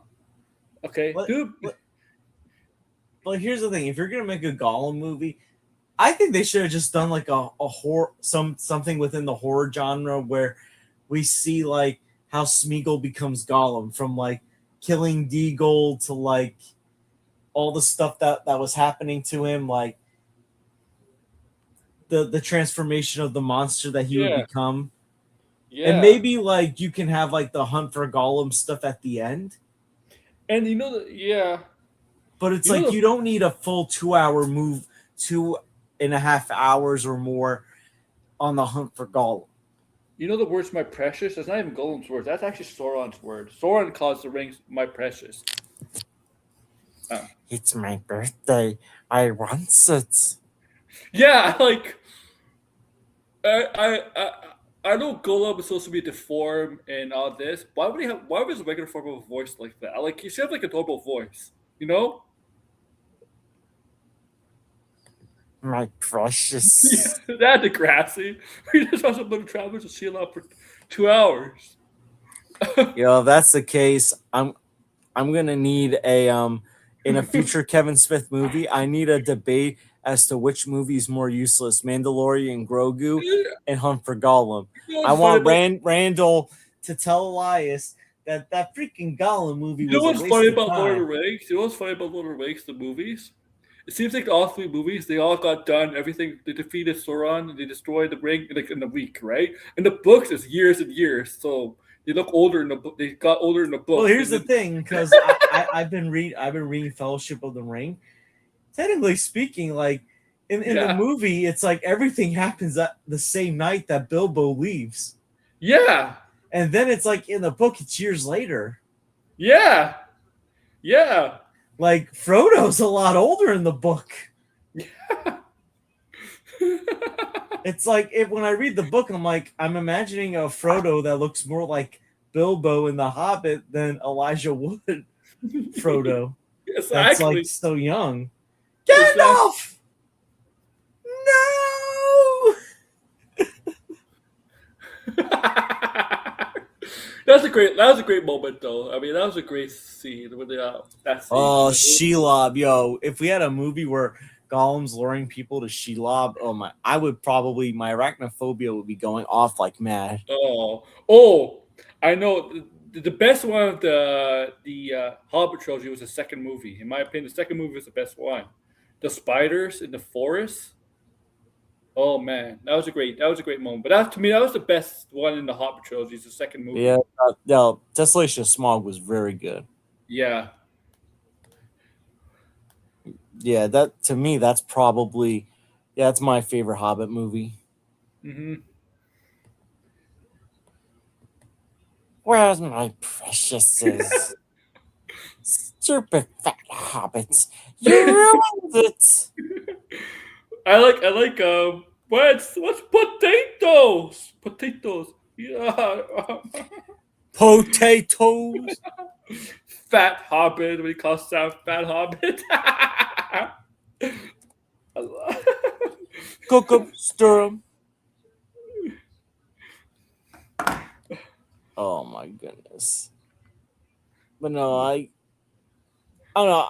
I hope Warner Brothers has a better year next year. I mean, it looks like there's some high hopes for the new Evil Dead coming out. The thing Warner Brothers tops over Disney is usually the HBO stuff. It's HBO. It's TV, right? Yeah. Um, that's usually what Warner Brothers has over Disney most of the time. Almost every single year is basically HBO. Yeah, I they have saw some good some. stuff, but like I don't know, a lot of people weren't. Even though I never saw Euphoria, a lot of people are not happy with the ending of Dude, Euphoria. if they ever showed Sauron like full form, oh Ben Cumberbatch, oh he would be just scary, scary Sauron man, because he did the voice right for both. He did the voice for Sauron and Smog. He just yeah, like Cumberbatch. I know in Doctor Strange he's a good guy, but Cumberbatch to me is like should be it's like more. He has the face of more of a villain type of character. He has the face of a villain to me. You know what I mean? No, I Like get you. right? Like he looks like a guy who should play more villains than heroes. And I mean, I know it's Into the Darkness, the second Star Trek movie. I know a lot of people didn't like Yeah, it. that was I actually liked that one. Yeah, his con was good. His con was good. I know it's I different. think that's a very underrated movie. Yeah, okay. The third one wasn't that good. I forgot the third one. Oh, Valor's Alba. That was the one that the Fast and Furious director did. That's the one where they go? Yeah, when they go to that planet, they get stranded on that planet. And Elder's Alba is that alien thing. Yeah, but the grass you can't deny he was good in that movie, right? But he played a good voice for Smog in Sauron. I wonder if they're gonna have Sauron in the Marvel universe. The dinosaur, you know what I'm talking about, right? Have you seen Yeah. X Men? Have you seen X Men yet? In the first three Oh, episodes? I'm gonna do that this weekend.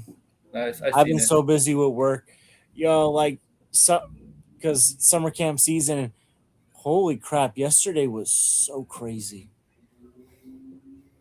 You know what? I can share it on stream. So yesterday, in the like we have like two different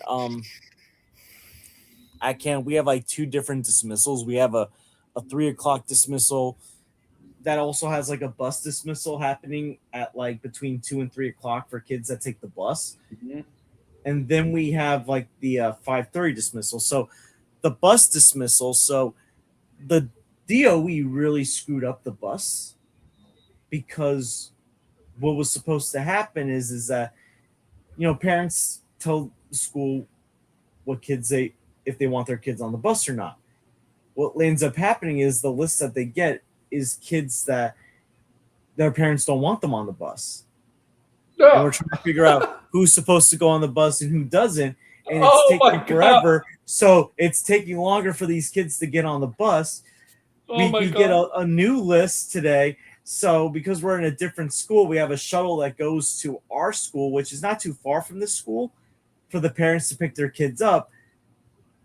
We got like a list of kids, and like half the kids aren't even supposed to be on the shuttle bus. So we're trying to get them off before the shuttle bus leaves. Oh But my here's the god. thing: it's not the YMCA's fault. It's DOE. But like DOE, like the principal is trying to like blame it on us. See, this is the disgrace. your staff's unprofessional. It's like you're the one that's not giving us rosters on time. You're not. You have no idea who's going on these buses, and that doesn't help us because we're following these lists that are clearly long that you're Yeah. giving us. And it was so bad that my current supervisor called my former supervisor who got promoted that's up more to come and tell off the principal with his supervisor because apparently the principal was close to kind of trying to like say that YMCA shouldn't be in her school anymore. Mm. And by the way, you're screwing over your after school program as well because YMCA after school is at your school. It's got a different site director and staff, but still, you don't think that if you get rid of us that the after school people are going to want to stay? Yeah. That principal, she is a piece of work.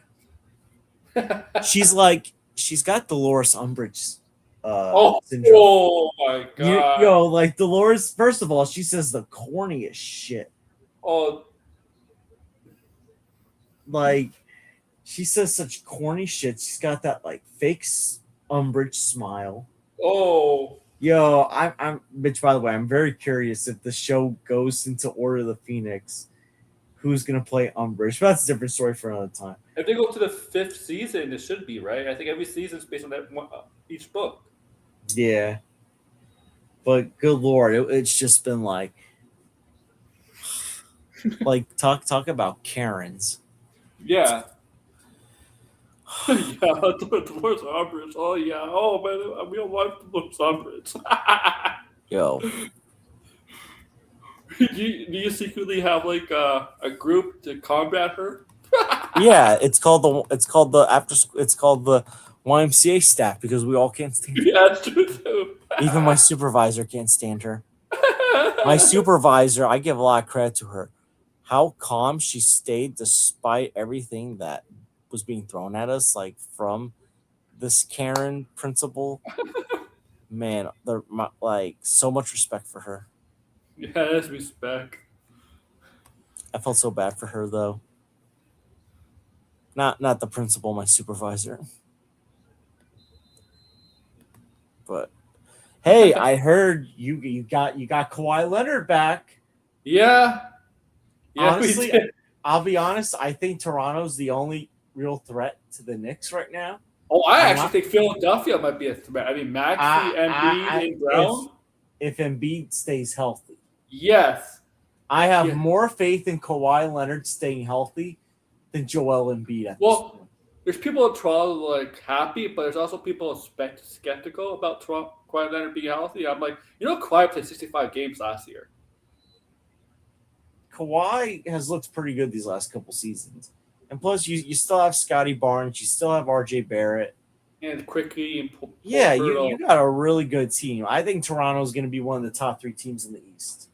Yeah, I mean, I don't think this is as good as 2019 team because that team had a lot of depth and we're more of a veteran team because our bench is still kind of young, right? Like Walter and Boyles are still kind of young. I don't think it's good as that 2019 team, but it's certainly a better team than it was this season.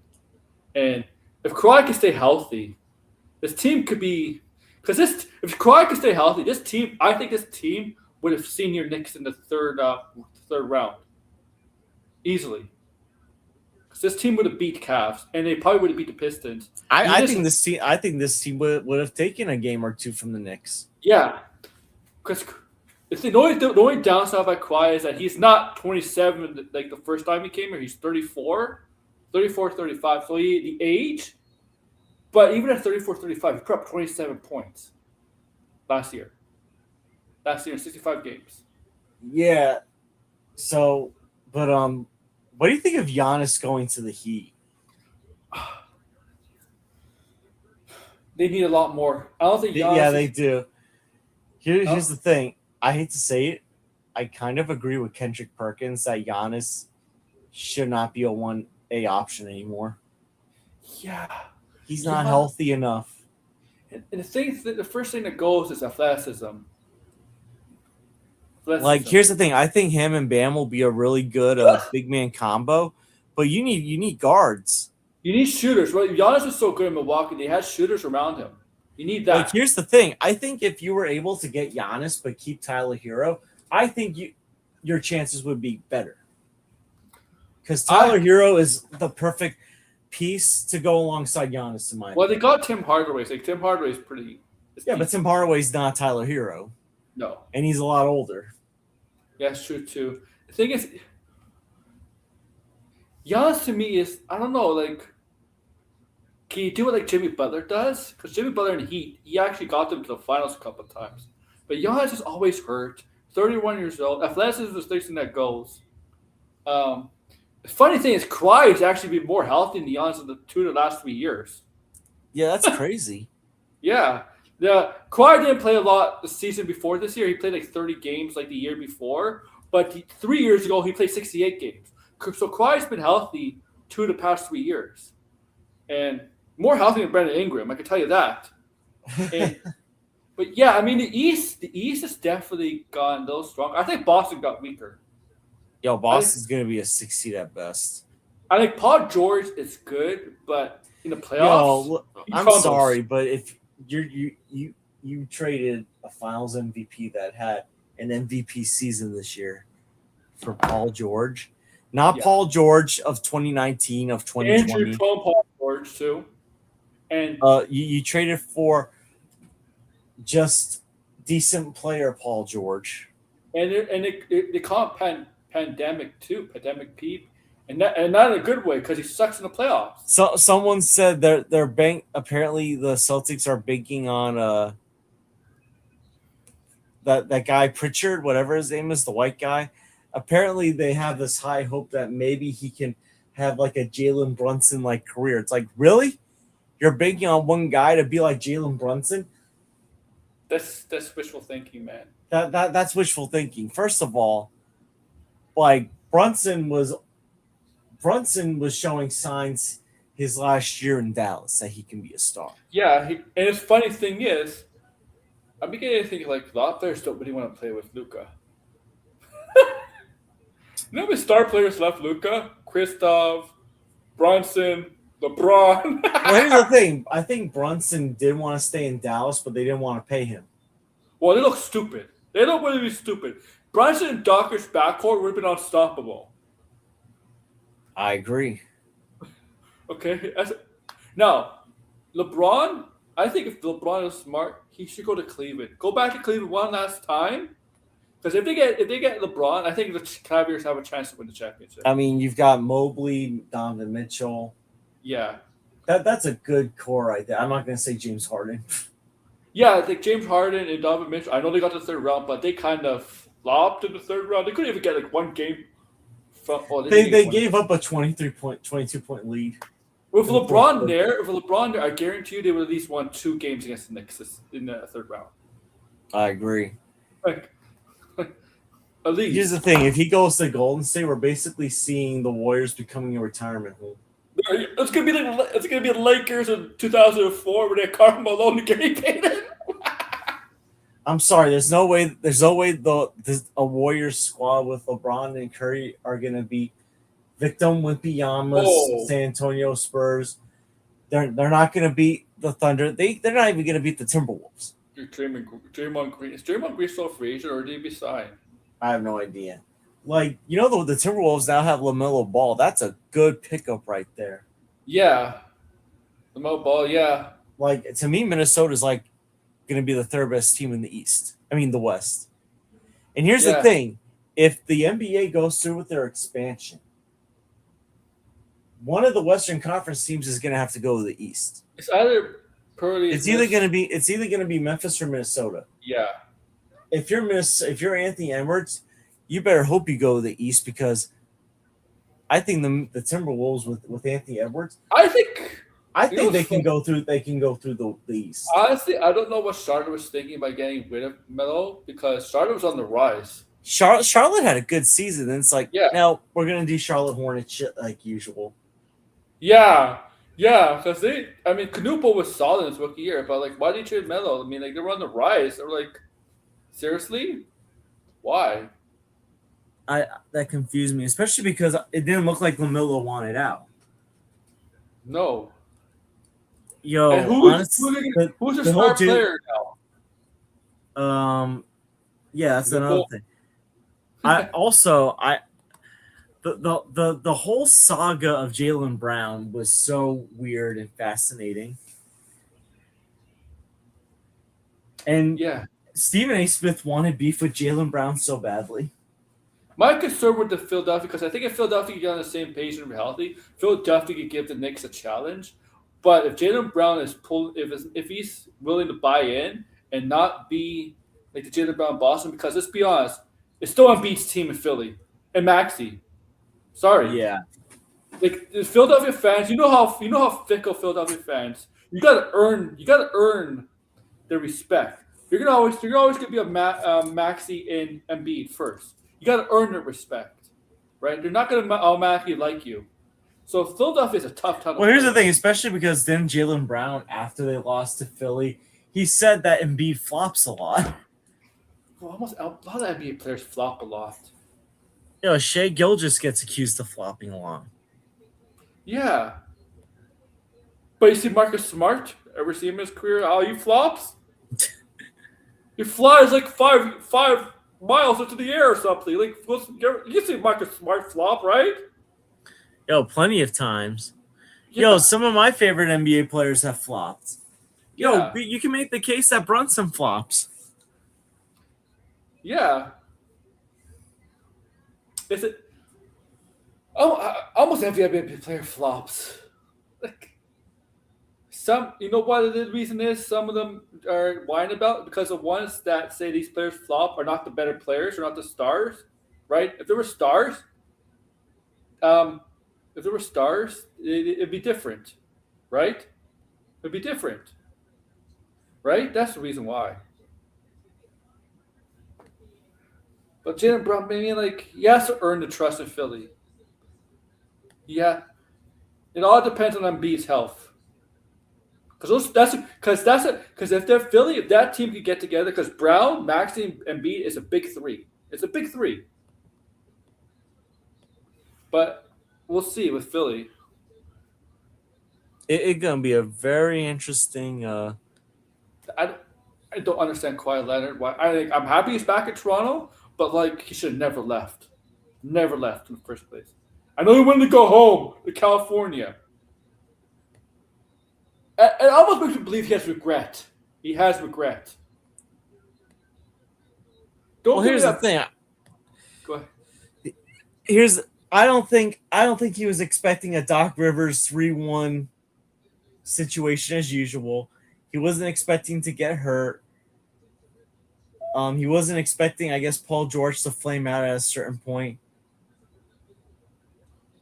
It was just like tragedy after tragedy for them.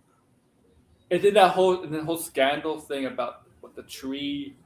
I don't know what the hell was that? That fake what that tree thing? What's going on with the Clippers and Bomber? How he's being paid? You know that whole thing is going on with the Clippers and Bomber. I wonder how that affects them in Toronto now. I mean, Toronto had to like know about that to make this trade, and be okay with it, right? Like, because that whole thing is going on with what is it, like a tree thing, a tree planting site or something? That whole scandal. It's such a weird thing. Like the thing is, people are happy Kawhi Leonard's back. He's a quiet person, but he's very sneaky behind the scenes. Like you gotta be careful. I mean, his demands for wanting to stay in Toronto in the first place was like get Paul George, trade Siakam, trade Van Fleet, get Paul George to Toronto. And you know the good thing is about Toronto that time, he said no. Some NBA teams don't have the guts to say no, right? They don't have the guts to say no. They don't do it to LeBron. Well, LeBron wants, LeBron gets, right? NBA teams say no to LeBron, never are afraid to say no to LeBron. Pat Riley said no to LeBron. Yeah, yeah. So, I think the Lakers are definitely afraid to say no to LeBron, and I think the Lakers are secretly glad that he Did do you see what Stephen A. Smith said about the Lakers? Oh Do yeah, you see because it? they got a bunch of white guys. Oh my god. The star players are white. Austin Reeves and Dawkins, right? They're both white. You know what's funny? The star players on the Mavericks in the early 2000s, Nash and Dirk were white. Like, yeah, he had an issue with the star players were all white. Be like, he's the only one who brings up the issue, and people are calling him racist.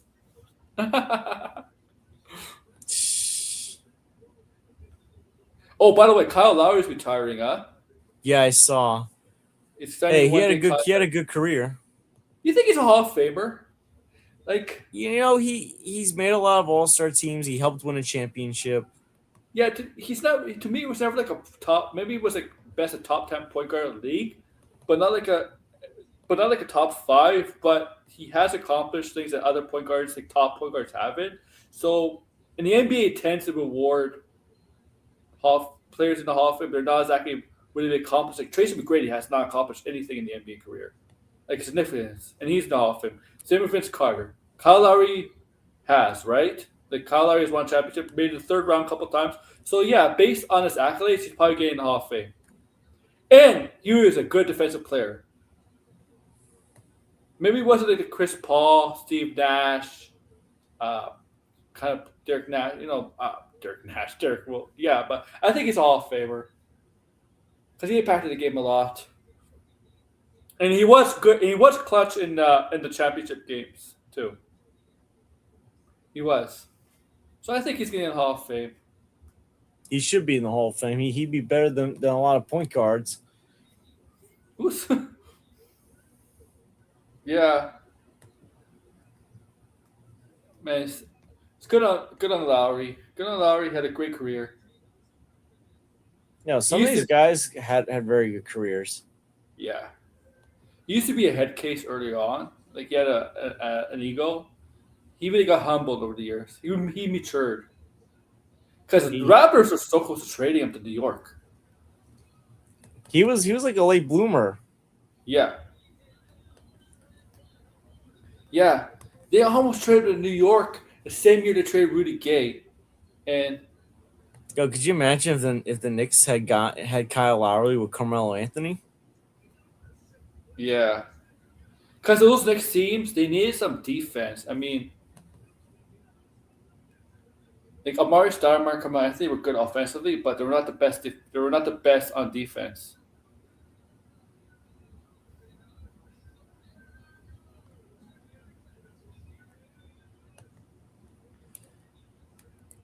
It is what it is, but I mean, look, the Knicks got their star in Big Body Brunson. He won the chip, Yeah, and yeah, I'm gonna keep calling him Big Body Brunson because he still be Big Body Brunson to me.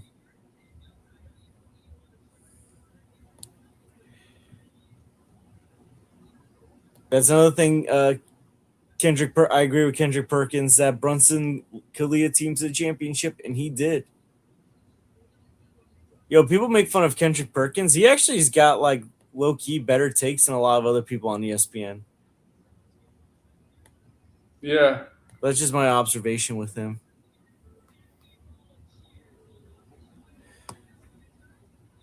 But before we go, that it seems like did you hear this bizarre rumor that Daniel RPK is claiming Which one? about Brand New Day? Apparently, there's going to Oh, be a scene where Peter Parker and Yelena are going to see each other in their birthday suits. yeah, yeah. I've seen that. First of all, is Spider-Man going to be R-rated? Like I know Punisher's going to be in there, but this is really taking the cake. Like second of all, I thought Yelena was living in the Avengers Tower. That's it. Well, that technically is in New York, so I mean, technically they could win each other.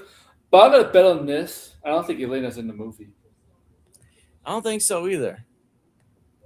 There's no need for her to be in the movie. I don't think she's in the movie. Um, I don't know why. And now this bizarre rumor, like what? Naked? Intimate? Like Degrassi, not Degrassi. Degrassi was still here, but like Degrassi, like the Cappy per the title of his stream. Florence Pugh have an intimate scene with Peter. I'm like, what, they gonna have sex? what? Like, what the? What the hell? Like it's like, Yeah, check Campy's channel out. You'll see. Campius says some weird shit that I don't think he gets called out enough for.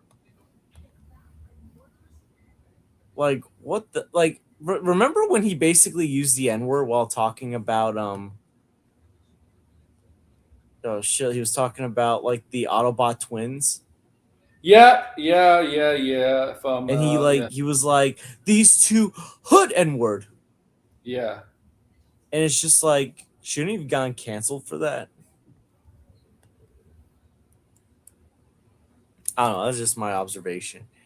He just says some really weird stuff, Campia. And it just seems like he just does not get called out for Campy it. lately, like past few days, has been stirring up the pot. Okay, I let's don't say get that. what the point is of him stirring up the pot. It's not like he's struggling for views. He still gets good views. Dude, that's a you problem though. Yeah, I, I feel I like if you're struggling for views, that's on you. he isn't though. That's the thing. He isn't. And honestly, if I want to hear something about movies or TV shows, I would take him over Grace Randolph because I think he knows more than Grace. I think he's more knowledgeable than Grace. You can tell Grace is not as knowledgeable as he is. But I don't know why he wants to stir up the pot. Man, the day Grace has any knowledge is the day monkeys fly. He needs some money. That's probably it. Probably I don't it. know. But I always get confused as to why people still give these YouTubers attention. But then again, there's people that still give the Phantom Menace attention. Oh yeah, yeah, that's true. But But I wish people that don't like the Phantom Menace keep stop talking about the Phantom Menace. All you do if you like, I see it on X and Twitter all the time, especially during Supergirl discourse. During Supergirl discourse, I've seen it a lot during Supergirl discourse. I'm like, stop giving them the attention. Like it's definitely hiding. It definitely hiding up during Supergirl. Like stop giving them attention. the thing is, I feel like at this point, no one's gonna win this war because they're just gonna keep saying what they say. That they don't care that they hurt people's feelings. You know, they're worse than the bullies in Toy Story 5 because they're adults. Like you can make the case that the kids that are bullying Bonnie, as bad as it is, they're still kids themselves. And Yeah. maybe one day they'll grow out of it. Oh, there was some mainstream. I do agree some to extent. Definitely mainstream media. I mean, Variety. Variety torch Supergirl. Variety's like they got like a hate B word for it. Yeah, I mean, you could. The Variety went a little too far, but the charge are definitely playing to effect. I mean, it even got to. This is how this discourse got crazy. It even made Fox News calling Supergirl's bisexual icon. I'm like, since when has Supergirl ever been a bisexual icon? And Supergirl's like, there's no love story in this movie at all. Like, man, like, and I said this on my stream last night. Okay, like the Chuds and other people that are ripping on Supergirl, the child side of things, right? Oh, it's because of Millie Alcock. She said this. He said this. Oh, no, blah blah blah, stuff like that, right? Like, oh, it's a woman-led film. I'm like, to me, that's not the reason it sucked. And you have people on the other side saying, "Oh, people that are sitting on this film are not liking this film because it's a woman-led film. It's things like that, right?" And I'm like, "No, there's a lot of people that don't like this film and are not like us. For example, like us, we don't like the film. It's not because of it's a woman-led film or anything like that, or it's woke or not woke. You know what I mean? Like we review films. We never think like that. Yeah, I just don't get it. It's like if you don't like the politics, fine, but first of all, if you're that insecure about what these actresses are saying, like it took them a long time to get over what Brie Larson said about them. Yeah. Oh, what happened? Like, you know what Degrassi mentioned clanker? That's actually jarble. He mentions that means jarble. Oh my goodness. I heard he.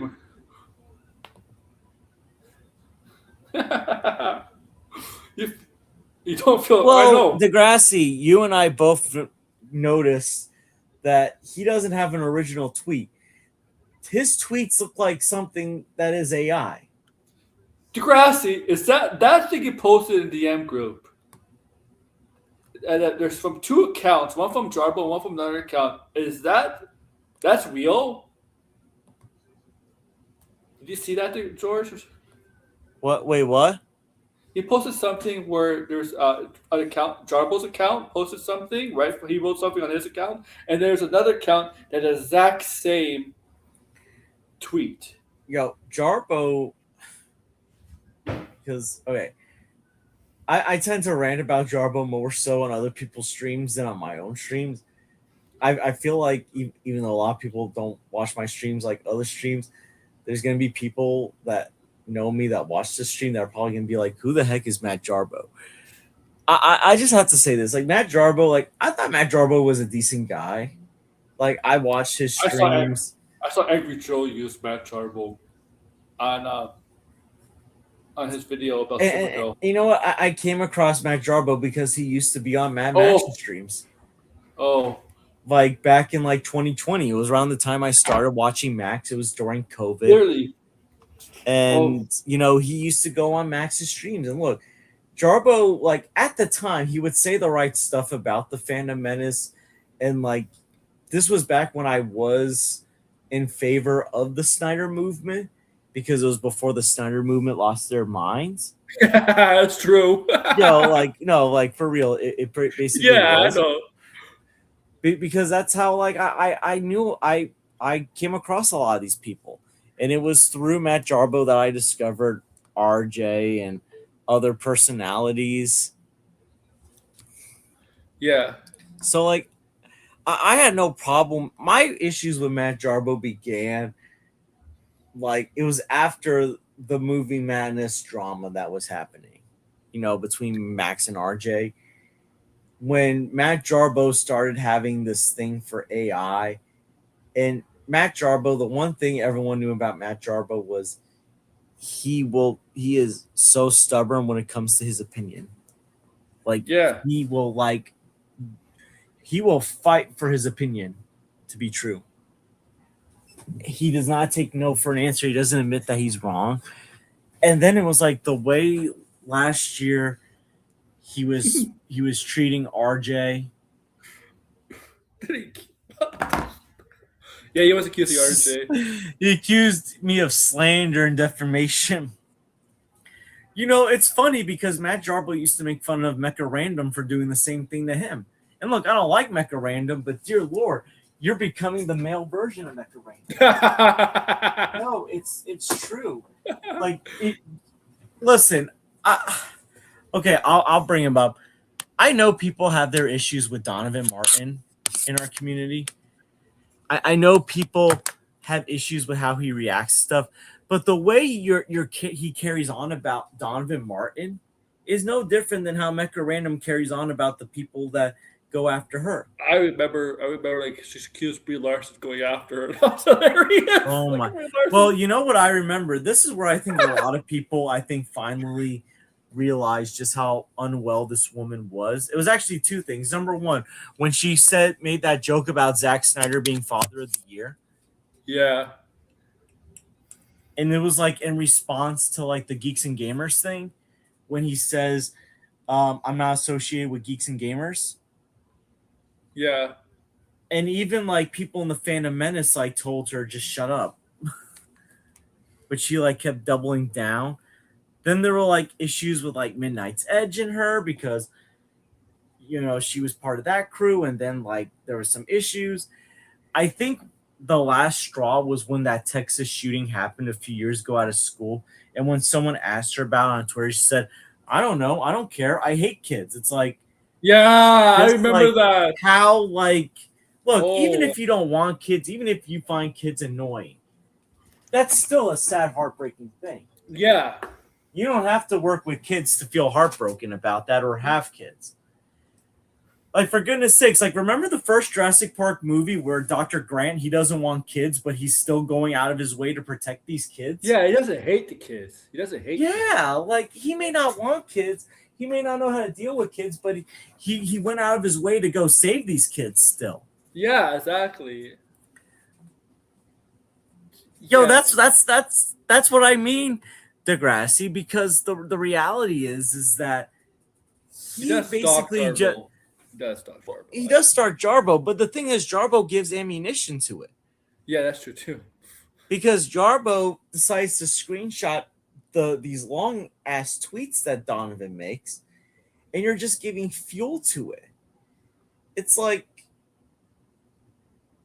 I'm not a big YouTuber. I'm never gonna be a big YouTuber. But if someone's like going after me or like calling out my stuff, I would just like be like, I would just ignore them. Unless like I'm accused of something like that's clearly not true. But like there's a difference between being accused of something versus having Mhm. bad takes. And in this case, it's like just ignore Donovan Martin and his takes on you. He's talking more about your takes on AI and movies, not anything personal about you. But Jarbo has to take everything personal. But it's like, here's the thing. It's one thing if Donovan Martin was saying stuff about Jarbo's family and was like trying to dox Jarbo, like put out Jarbo's address out there. But he's not. It's just about his opinions of AI and movie talk. Yeah, yeah, exactly. And yeah, that's on Matt Jarbo for being so insecure about that. But it's like, dude, you've dealt with worse if you're Matt Jarbo. You've dealt with people in the Snyder fandom that have accused you of being some of the worst things possible. You've dealt with Mikey Sutton betraying you. Like, Yeah. no, that was a saga. Remember that? Mikey Sutton used to be his friend, and then he betrayed him for Syl. Mm-hmm. Like that was a thing. Like you dealt with the whole Max and RJ fall. And Well, by the way, that is a weak thing. I'm not surprised because Mikey Stein's a con artist. That's what they Yeah, Mike. do. Oh yeah, Or so maybe was. where Jar maybe Sutton learned it from Jarbo. I mean, that's possible. But here's another thing: that the fact that like Jarbo had the gall to basically say all that drama from a few years ago was RJ's fault, and he calls RJ Snorlax. Talked himself multiple times. It's like, first of all, you keep calling him Snorlax. It's like why you keep giving that acknowledgement? Just leave it be.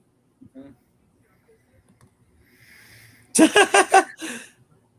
Oh my He goodness. girlfriend laptop. That can't be true. Yes. And it's like, look, I don't hate Matt Jarbo. It takes a lot for me to hate someone, which, by the way, Jarbo has said that himself on a stream. Like, it takes a lot to hate. But you know what? That's the one thing I'll agree with him. It takes a lot for me to hate someone. Like, there are people that are worse than Jarbo that I don't hate.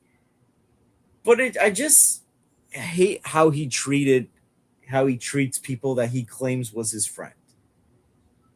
Mm-hmm. Like, I was never close to Matt Jarbo. I never had a desire to be Matt Jarbo's friend. It's just the way I see him treat other people just doesn't sit right with me. Yeah. And it's And the thing is, we know Donovan Martin has autism. Like it's a known thing. That's a bad look on you if you're picking on someone that has autism. Mm-hmm. I don't care how old they are, if they're in their late teens, if they're in their early adulthood. I don't know. I don't know how old Donovan Martin is. That's none of my business. But regardless, that's a bad look on you if you're bullying someone that clearly has something. Like remember when he used to come around the streams, Andrew Casali? Yeah. Like I felt bad because like people were mean to him, and it's like, guys, like this isn't like, I don't care that he's an adult or not, like shouldn't bully him. I was only tough on him the one time because he was overreacting and flipping out in the chat. Mm-hmm. But like at the same time, I had more patience than Jarbo to try to deal with it before ultimately I was like, yeah, this is not cool. The thing is, I always just say, like, be mindful that there are people in this community that they're not quite there. And I'm Yeah. not saying like they're lunatics. I'm saying that like they do generally have it and they are honest about it. It's not like they're saying it after the fact that they had a flip out. Like there are people that do say that they have so and so. Yeah, that's true. And That's it's true. like, you know what? I give a lot of credit to these people for being honest about it. And you know what? There are people that, they say they're proud of it and they don't care what other people think. He came at you for not knowing who he was. That Neil deGrasse? What an ego, huh? Like, he expected everybody to know who he is. I'm very curious, Degrassi. When did you come around the community? Because like I know you've been there for a while, but it's like I never know when someone came into the community. Like a lot of people came in that are not around anymore in 2020 and 2021. Like a lot Definitely of people another left the community. the pandemic era, the beginning Yo, of it. here's the thing: 2020. pandemic era, like 2020 to like the first half of 2022, it was easier for everyone to stream together. But then Yeah. once normality kicked in, Life came back, yeah. okay. Well, the thing is, it's like here's the thing to also understand, and I'm defending you, Degrassi, on this. It's like a lot of people don't watch the smaller channels. No. A lot of people like there are people like they will watch Jeremy John, Sean Chandler, other movie like YouTubers. Oh, They don't yeah. know who Matt Jarbo is. I know people that know who Chris Stuckman is, but they never heard of Matt Jarbo. I basically had to at work explain to people who Matt Jarbo was. You prefer smaller channels? Well, no, Yeah, I prefer the smaller Matt channels too. Matt Charbo was a well-known YouTuber at one point. He was, and then he had that controversy in 2018. Well, yeah, well, yeah, But it's yes, like he's clearly going through some kind of manic episode because the thing is, the thing that I notice about him is he just has a pattern of his friendships ending in ugly ways. yeah. He probably blames it on them, not himself. Like it was, and I know there were some friendships that actually might have been for the better. Like, here's the thing: he always brings up the fact that because he sided with Max, that ended his friendship with Louis Lecca. Honestly, you're better off without Louis Lecca. Hmm. So, is are you really missing something from that? Because he's done some really weird shit with Andy Signore. Yeah, yeah. I mean, Your friendship yeah, with Andy Signore, I mean, was that really a yeah, loss? yeah. I think Signor is a creep. Yeah, I mean, Like there's some friendships that I don't think were worth the loss.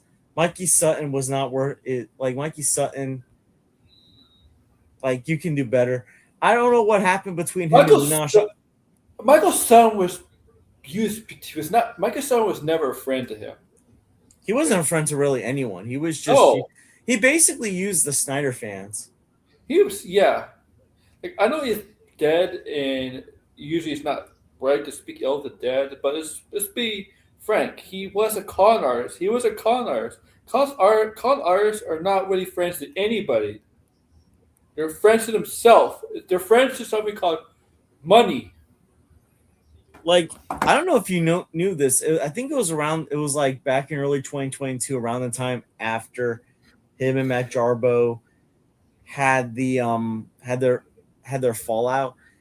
I guess before he started going on still full time. Apparently, I think he reached out to Enosh and wanted to like drop scoops on Enosh's I dreams, but Enosh didn't want him on the Degrassi, show. Degrassi. I'm 100% agree with you on that.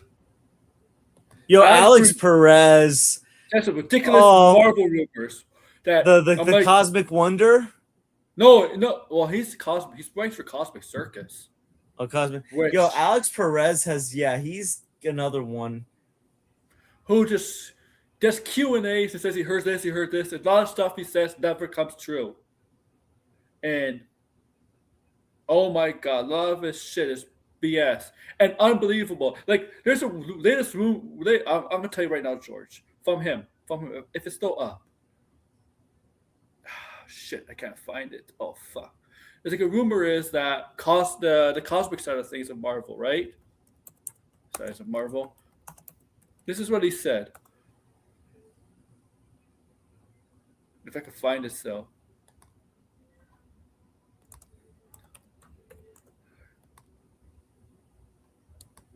He said like the cosmic side of Marvel is gonna like be focusing on like Star Lord, Nova, and the Eternals. Like he's also the one that said he said that oh yeah Wanda was gonna be in Deadpool and Wolverine, and it turned out that the person who he didn't come up with that rumor by the way. It turned out that somebody on Reddit made up that rumor, and he ran with it. Also, Also, remember the August? He wasn't part of the August 27th rumor. It was somebody else. Remember the August 27th second chair announcement last year when all the Oh Scooper said it was yeah. going to happen? Well, the person who came up with that admitted it was fake. That he just admitted it was fake. I read that on Reddit. It's hilarious. Some Scoopers will believe people just come up with fake rumors just for the fun of it. It's true. No, I know. Blinded actually. I don't know if Blind is here still.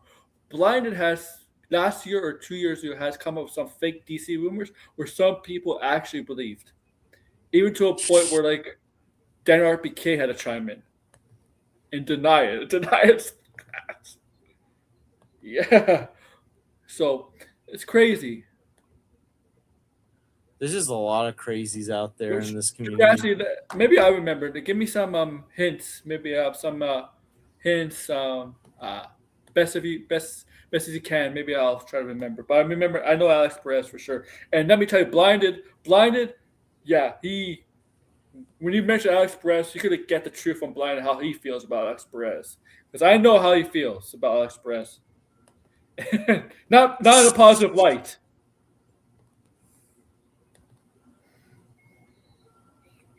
Yo, that's just so much craziness. Yeah. So let's see. It's 2:43. I think this is a good time to end the stream. Thank you, Aaron, for coming on. Oh yeah, I didn't give my grade for Supergirl. I want to give that out. I'm gonna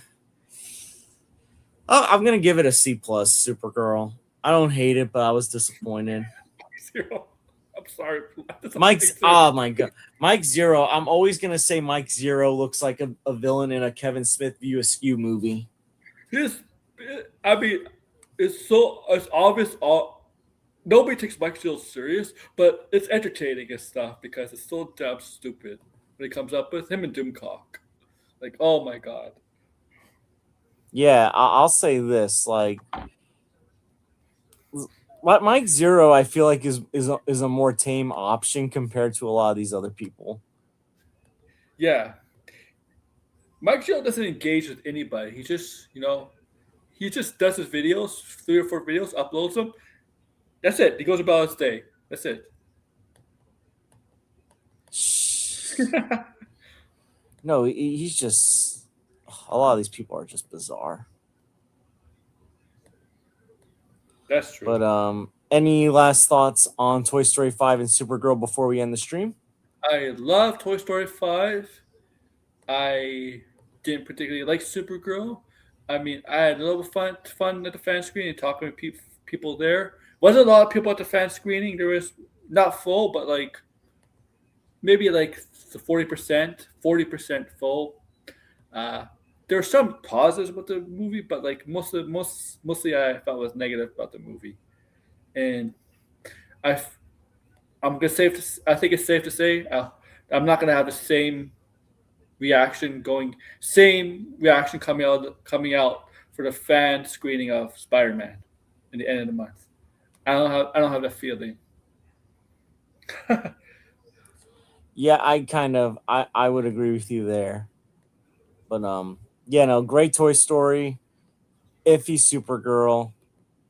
Let's hope Spider-Man, The Odyssey, and other things that are coming out don't disappoint. Yeah. But yep, it's that time to end the stream. Thank you, Aaron, for coming on. Welcome. As far as my next video goes, or common sense in pop culture stream, I don't know when that's gonna be yet. Since I did one today, I don't think I'll do one next Sunday. I know coming this month, Odyssey and Spider-Man: Brand New Day is going to be reviews on that. I'll probably do a spoiler-filled common sense and pop culture stream about Brand New Day after that comes out, but that'll probably be in August because it comes out the last day of July. But I'll try my best not to spoil anything because I'm seeing like earlier than most people, right? lucky. Yeah, I'm seeing it on the Wednesday. And I know for a fact, unlike the fan screening for Supergirl, this is sold out. Sold out. Because you can see the seat chart. I saw the seat chart. It's all sold out. So it's gonna be an experience. Unfortunately, it's not an IMAX because Odyssey has IMAX. Real quick, Aaron, you got anything coming up to share with the viewers? I obviously look for videos. I might have a video on the PlayStation and PlayStation news. I'm sure you're aware of it, George. Yesterday, Oh and my gosh, yeah. groundbreaking. Oh yeah. Speaking of RJ, before RJ was having a field day. Yeah, I made a video on that on my video game channel, but I might upload it here on my main channel. Not well, obviously on my main channel, not on your channel. And but I might stream again tomorrow on Fridays until like January. But yeah, and then if I don't know if he's here, but I'll plug Blinded. Blinded might stream on Saturday. All right.